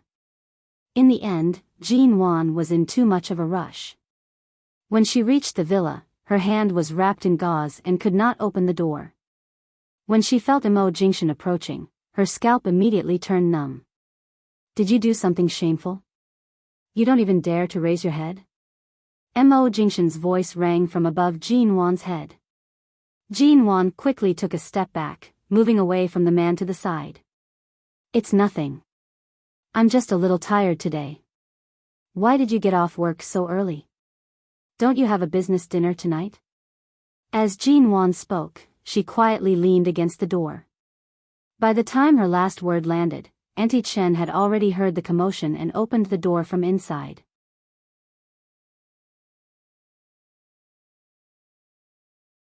Chapter 173. Jean Wan was rooted to the spot. The sound of the handmade Italian shoes on the ground was steady and powerful, but in Jean Wan's ears, it carried an ominous signal. She had just adjusted her expression and was about to reveal a smile as though nothing had happened when she felt a slightly cold finger on her shoulder. "Hand, stretch out," Mo Jingshan calmly said. Jean Wan stared at him without moving. The man's expression gradually turned cold. After staring at her for a long time, he suddenly chuckled coldly. "How long do you think you can hide it?" Jean Wan sighed heavily in her heart. She really did not want to tell him that she had accidentally caused trouble because of her carelessness today. It was really too embarrassing. She subconsciously took a step back, wanting to use Auntie Chen's presence to enter first. "Come here." Mo Jingshan's voice was heavy. Jean Wan was helpless and could only walk over with her head lowered. Mo Jingshan lowered his eyes to watch her. She paused for a moment and then saw that Feng Ling was still outside the Yu garden. She guessed that there was no way to continue hiding this matter and could only stretch out the two hands behind her back. Mo Jingshan lowered his eyes to look at her bandaged palms and slightly swollen fingers. He directly grabbed her wrist and strode into the villa. Auntie Chen saw his cold expression and did not dare to approach to speak. Just like that, Jean Wan was brought up the stairs and into the room. "It's just a superficial wound. I didn't tell Feng Ling to tell you because I didn't want you to worry. Besides, I've already gone to the hospital to deal with it. It'll be fine as long as it doesn't touch water for a few days. Don't get angry." Jean Wan knew that Mo Jingshan was clearly in the calm before the storm. She could only not give up on any opportunity to ease his mood and kept explaining. Mo Jingshan did not respond. He pushed open the bedroom door and brought her in. "Go in. I'm in a bad mood right now. Don't make me repeat myself." Jean Wan's thousands of words were stuck on the tip of her tongue. She could only enter the bedroom. The moment the door was closed, she turned back to see that Mo Jingshan's expression was indeed very unkind. "Explain," he coldly spat out these two words. "Let me say this first. Don't blame Feng Ling. She's very dutiful. It's all my fault. I told her not to tell you," Jean Wan said helplessly. Mo Jingshan took off his coat and threw it to the side. His movements were not gentle as he tugged at his collar button, speaking to Jean Wan in a heavy voice. "Don't be in a hurry to cover up for others. Since you asked her to hide it from me, you should tell me the truth. How did your hand get hurt so badly after less than 10 hours in the studio?" Jean Wan had no choice but to truthfully tell him everything that happened today. For example, Qin's sighting had instructed her not to bend or move her hand for the next 2 days, and not to touch water for the next 5 days. Thus, when Jean Wan was having dinner, Auntie Chen would send the prepared food up. She would sit by the table, and Mo Jingshan would personally feed her. "Open your mouth. Ah. Open your mouth. Ah." Seeing how badly injured her hand was, she kept winking and smiling as she ate, as though she was very proud of being personally fed by him. Mo Jingshan tossed the chopsticks onto the table and picked up the spoon to feed her a mouthful of soup. Jean Wan pursed her lips and gulped it down. She then looked at Mo Jingshan's serious appearance as he fed her. It was as though he was afraid of scalding her. When she drank the soup, he kept staring at her mouth. He had already blown on it and it was not scalding at all, but he was still overly careful. Jean Wan smiled, almost laughing out loud. She sat by the table and placed her hands on her lap, like an obedient primary school student receiving Boss Mo's feeding. "You're still smiling? You didn't place a bomb in the package and cripple your hand, did you?" Mo Jingshan stuffed another mouthful of soup into her mouth. "I just feel very happy being fed by you. With a husband to dote on me, who wouldn't be happy?" Jean Wan was in a good mood.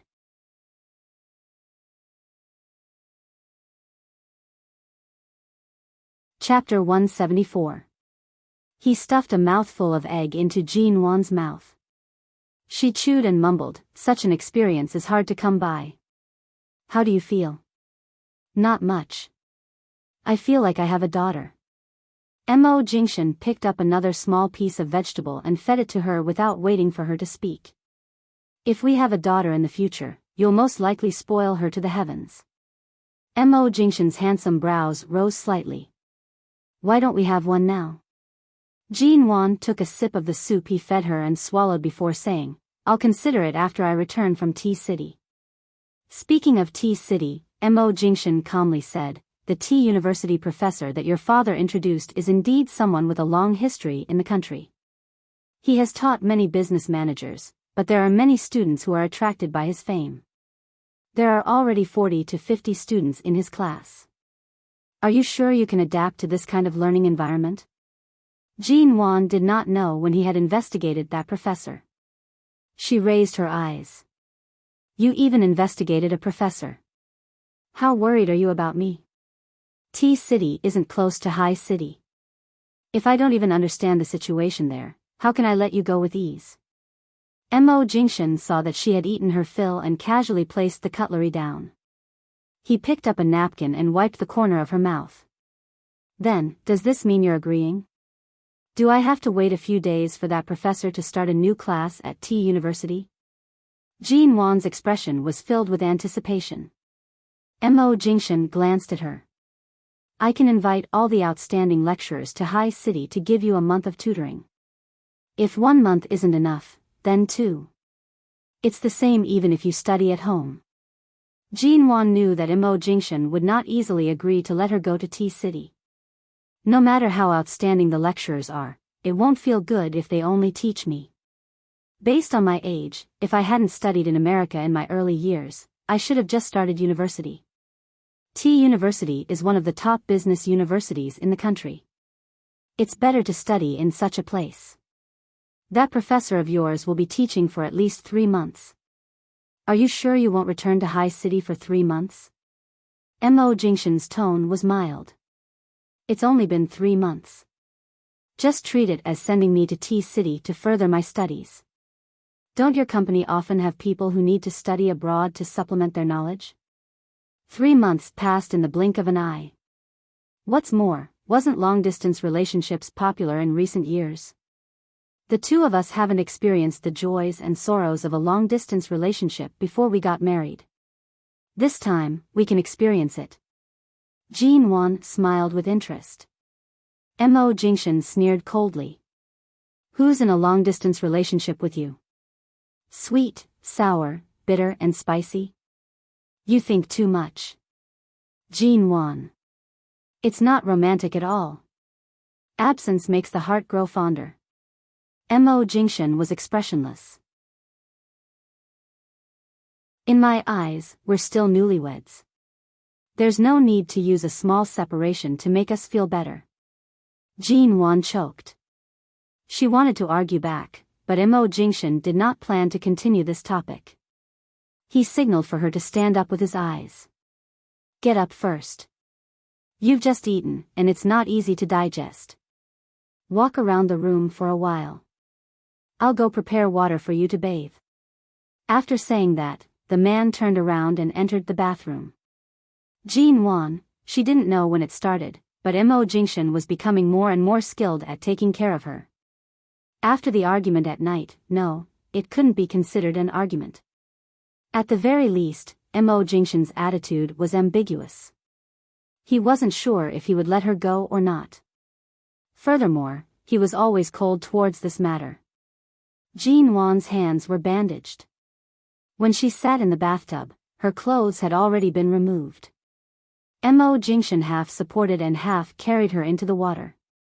She had been too busy in the studio during the day, and in the afternoon, she had been frightened by the delivery. She had been too focused the entire day, and the moment she sat in the warm water, she couldn't control her eyelids and felt drowsy. Afterward, she didn't know why she fell asleep in the bathtub. She leaned against the side of the bathtub, but the water that splashed against her body made her unable to sleep well. She opened her eyes occasionally and saw the man's figure.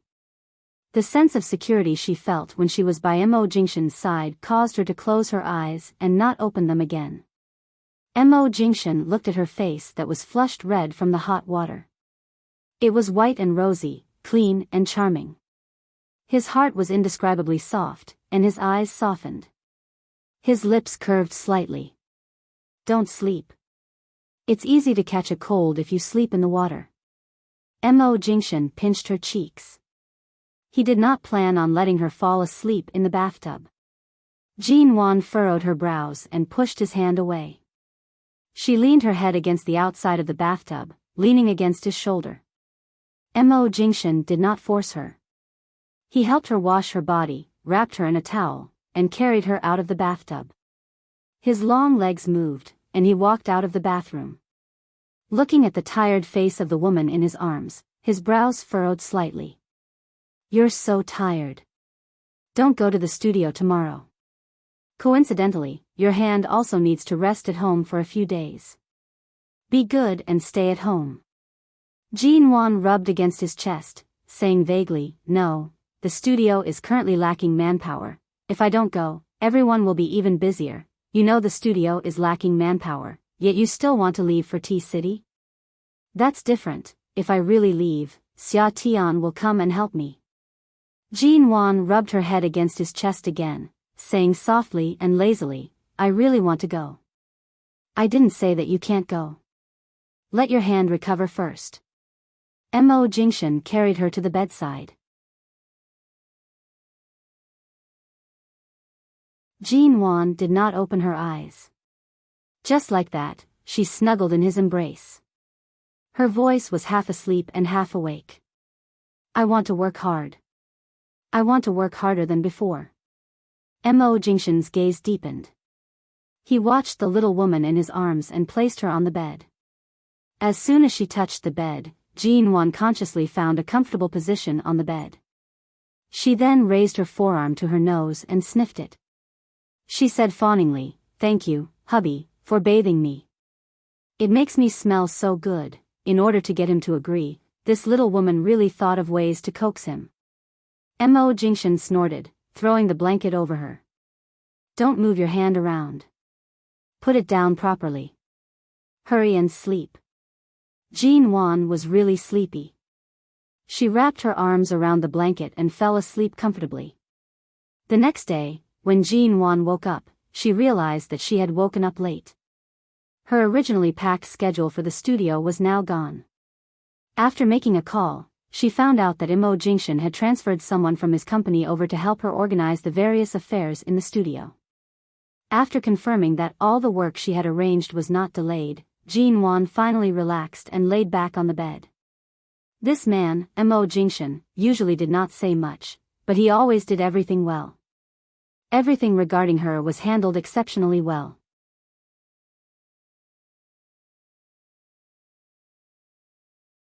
Chapter 175. Since she was told to rest, she would rest. Jin Wan directly went to the hospital to fetch Xia Tian, who was about to be discharged. In the end, because she could not hold anything with her hands, Xia Tian rolled her eyes at her. What's the use of keeping you? Jin Wan had already found a new place for Xia Tian to stay in.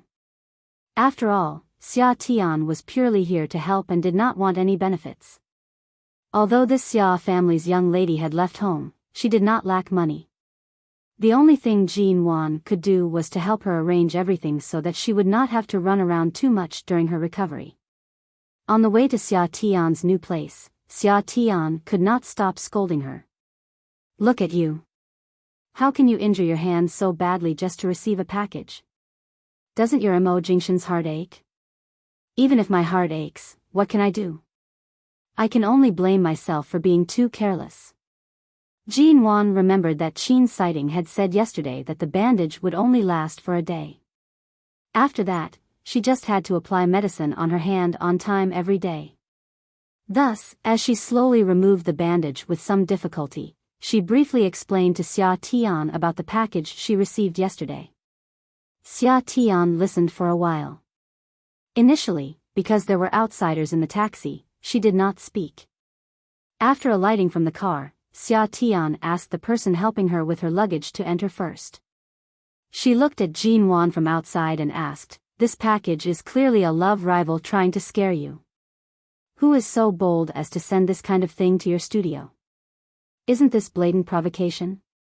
As she spoke, Xia Tian turned around to look at Jin Wan seriously. "Apart from that and Shu Yan, who else do you know about your love rival?"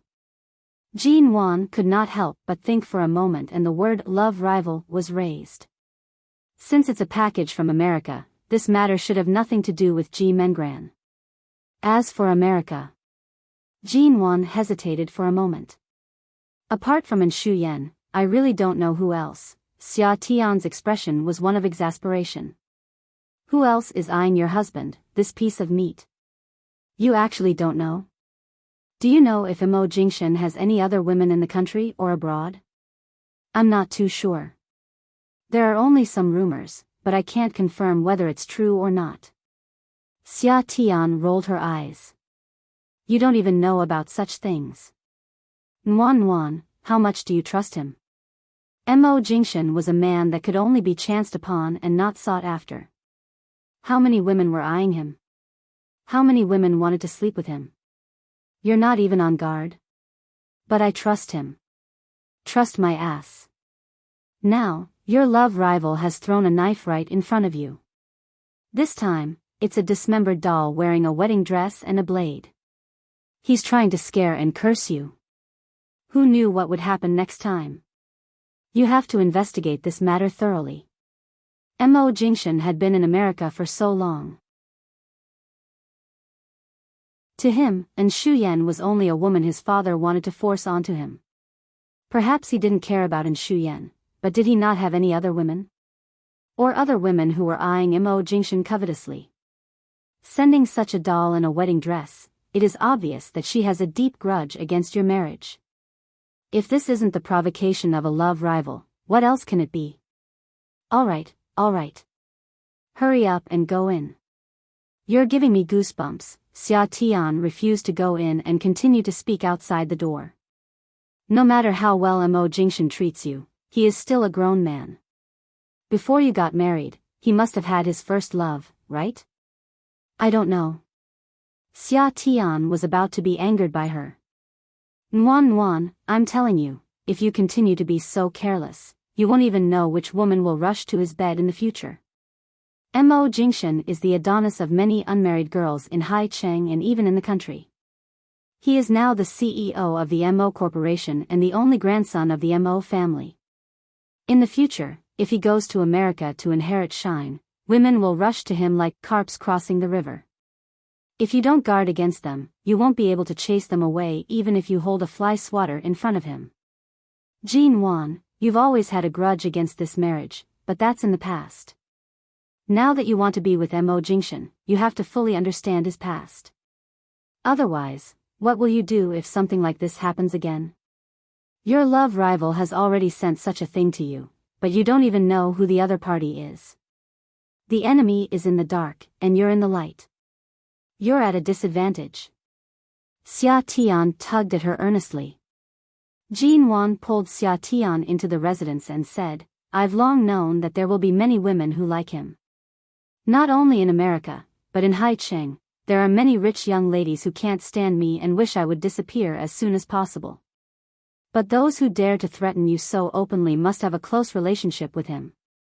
I know that Imo Jingshan has always been very indulgent toward you. Speaking of which, is your sexual life harmonious?" Xia Tian suddenly asked. Jin Wan pursed her lips. "Aya, forget it. Although your hand is injured, your rosy cheeks clearly indicate that you've been moisturized in various ways. From the way I see it, Imo Jingshan is really attentive toward you. If it was any other woman who has thoughts about Imo Jingshan, they would most likely be jealous to the heavens and explode from anger. Serves you right. How dare you harbor such thoughts toward a married man? Heaven will punish you if you're cheap. Nuan, you have to remember. Right now, Imo Jingshan is yours, but there are too many people who want to snatch away this piece of meat. You have to hold on to him tightly. Don't let him disappear." Jin Wan rolled her eyes. I'm still fine. Why are you complaining about it? I'm reminding you.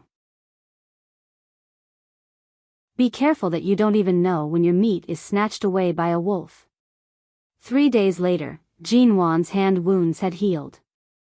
Except for the 2 deep wounds on her palms, which couldn't come into contact with water, she could now move her hands normally. However, the skin on her palms needed some time to recover. The professor at T University would be starting classes next week. Jean Wan had to return to settle Shinharu's matter first. In her previous life, she was unable to prevent her father's organs from failing. In this life, she definitely could not let Shinharu's evil scheme succeed.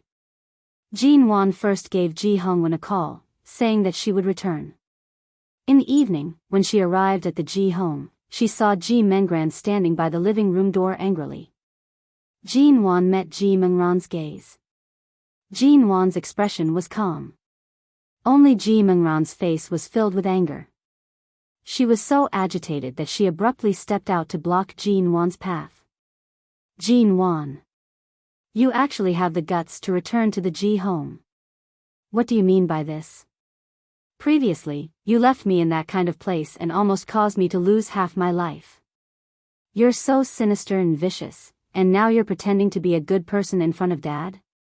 You always say one thing to my face and another behind my back. How can you be so disgusting?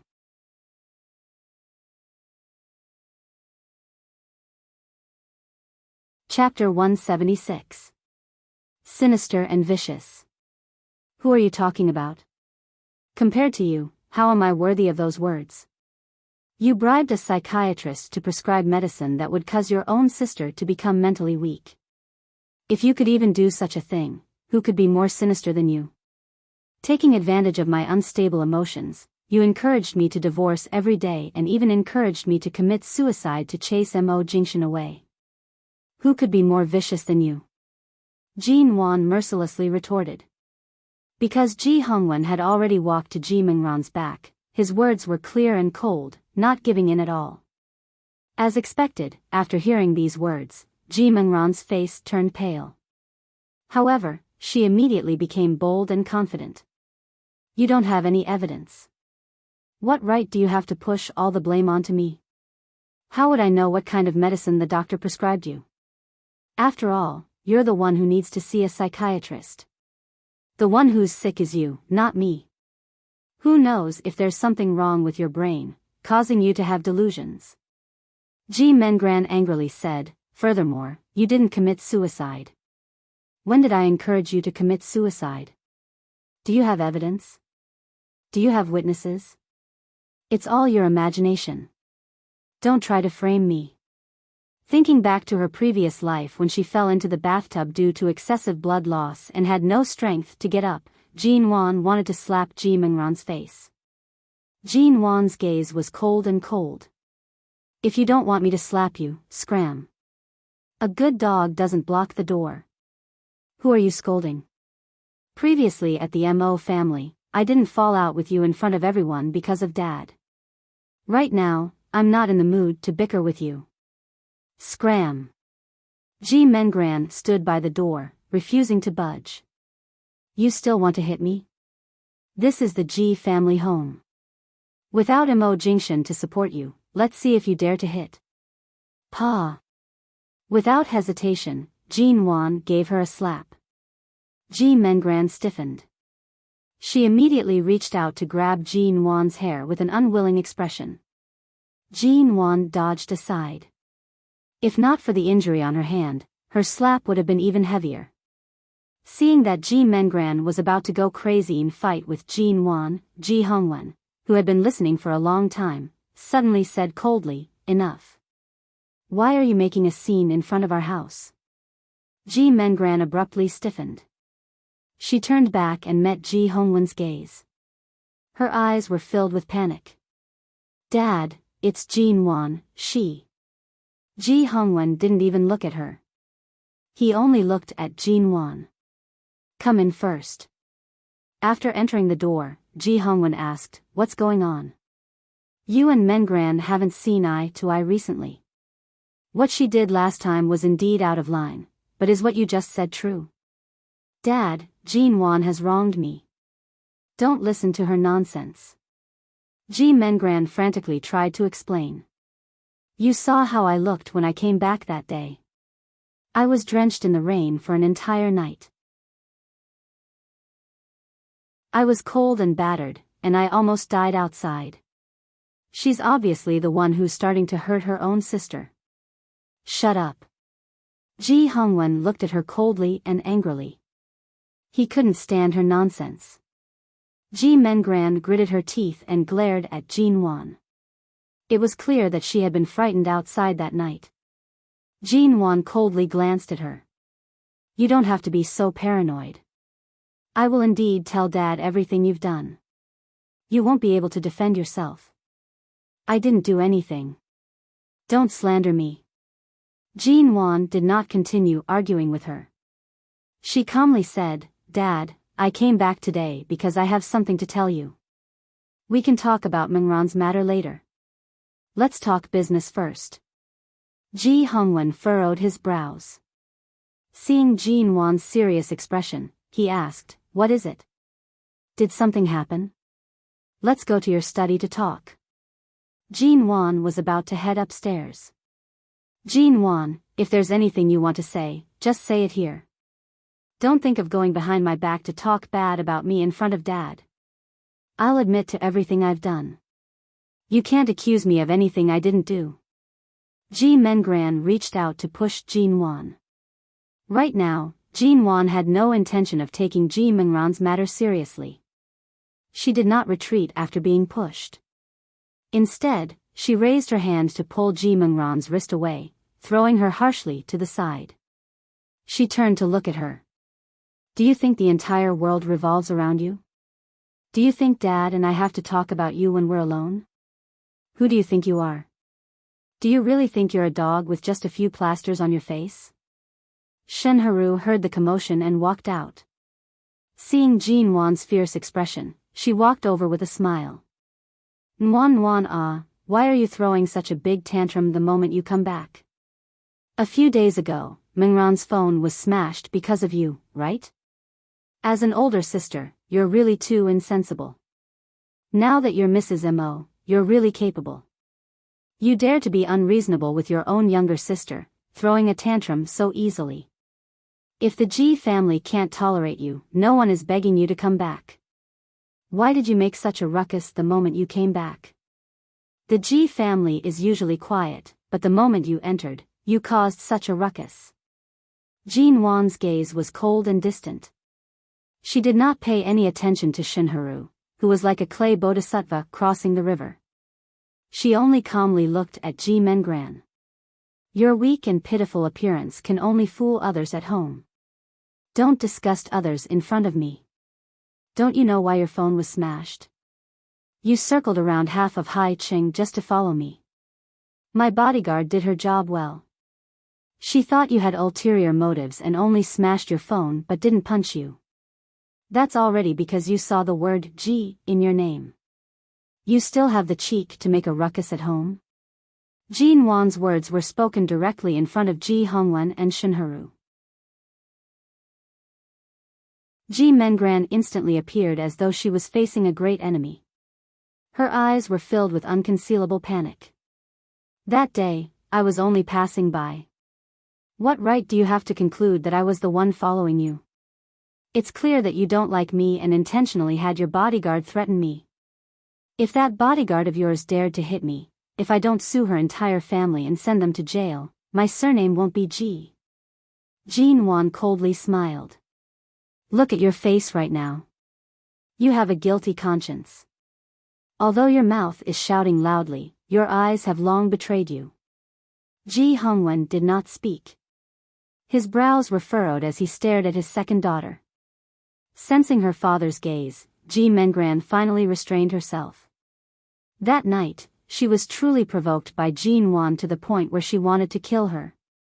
Now that she saw Jean Wan, the hatred in her heart grew even stronger and did not lessen in the slightest. Yet, Jean Wan remained indifferent. Even the politeness she displayed on the surface was completely retracted. She was making it clear that she wanted to tear her apart. Dad, don't believe her. Ji Mengran lowered her voice. You're tuning into the Romantic Tales YouTube channel. Don't forget to subscribe and join us on this journey to catch the most captivating stories.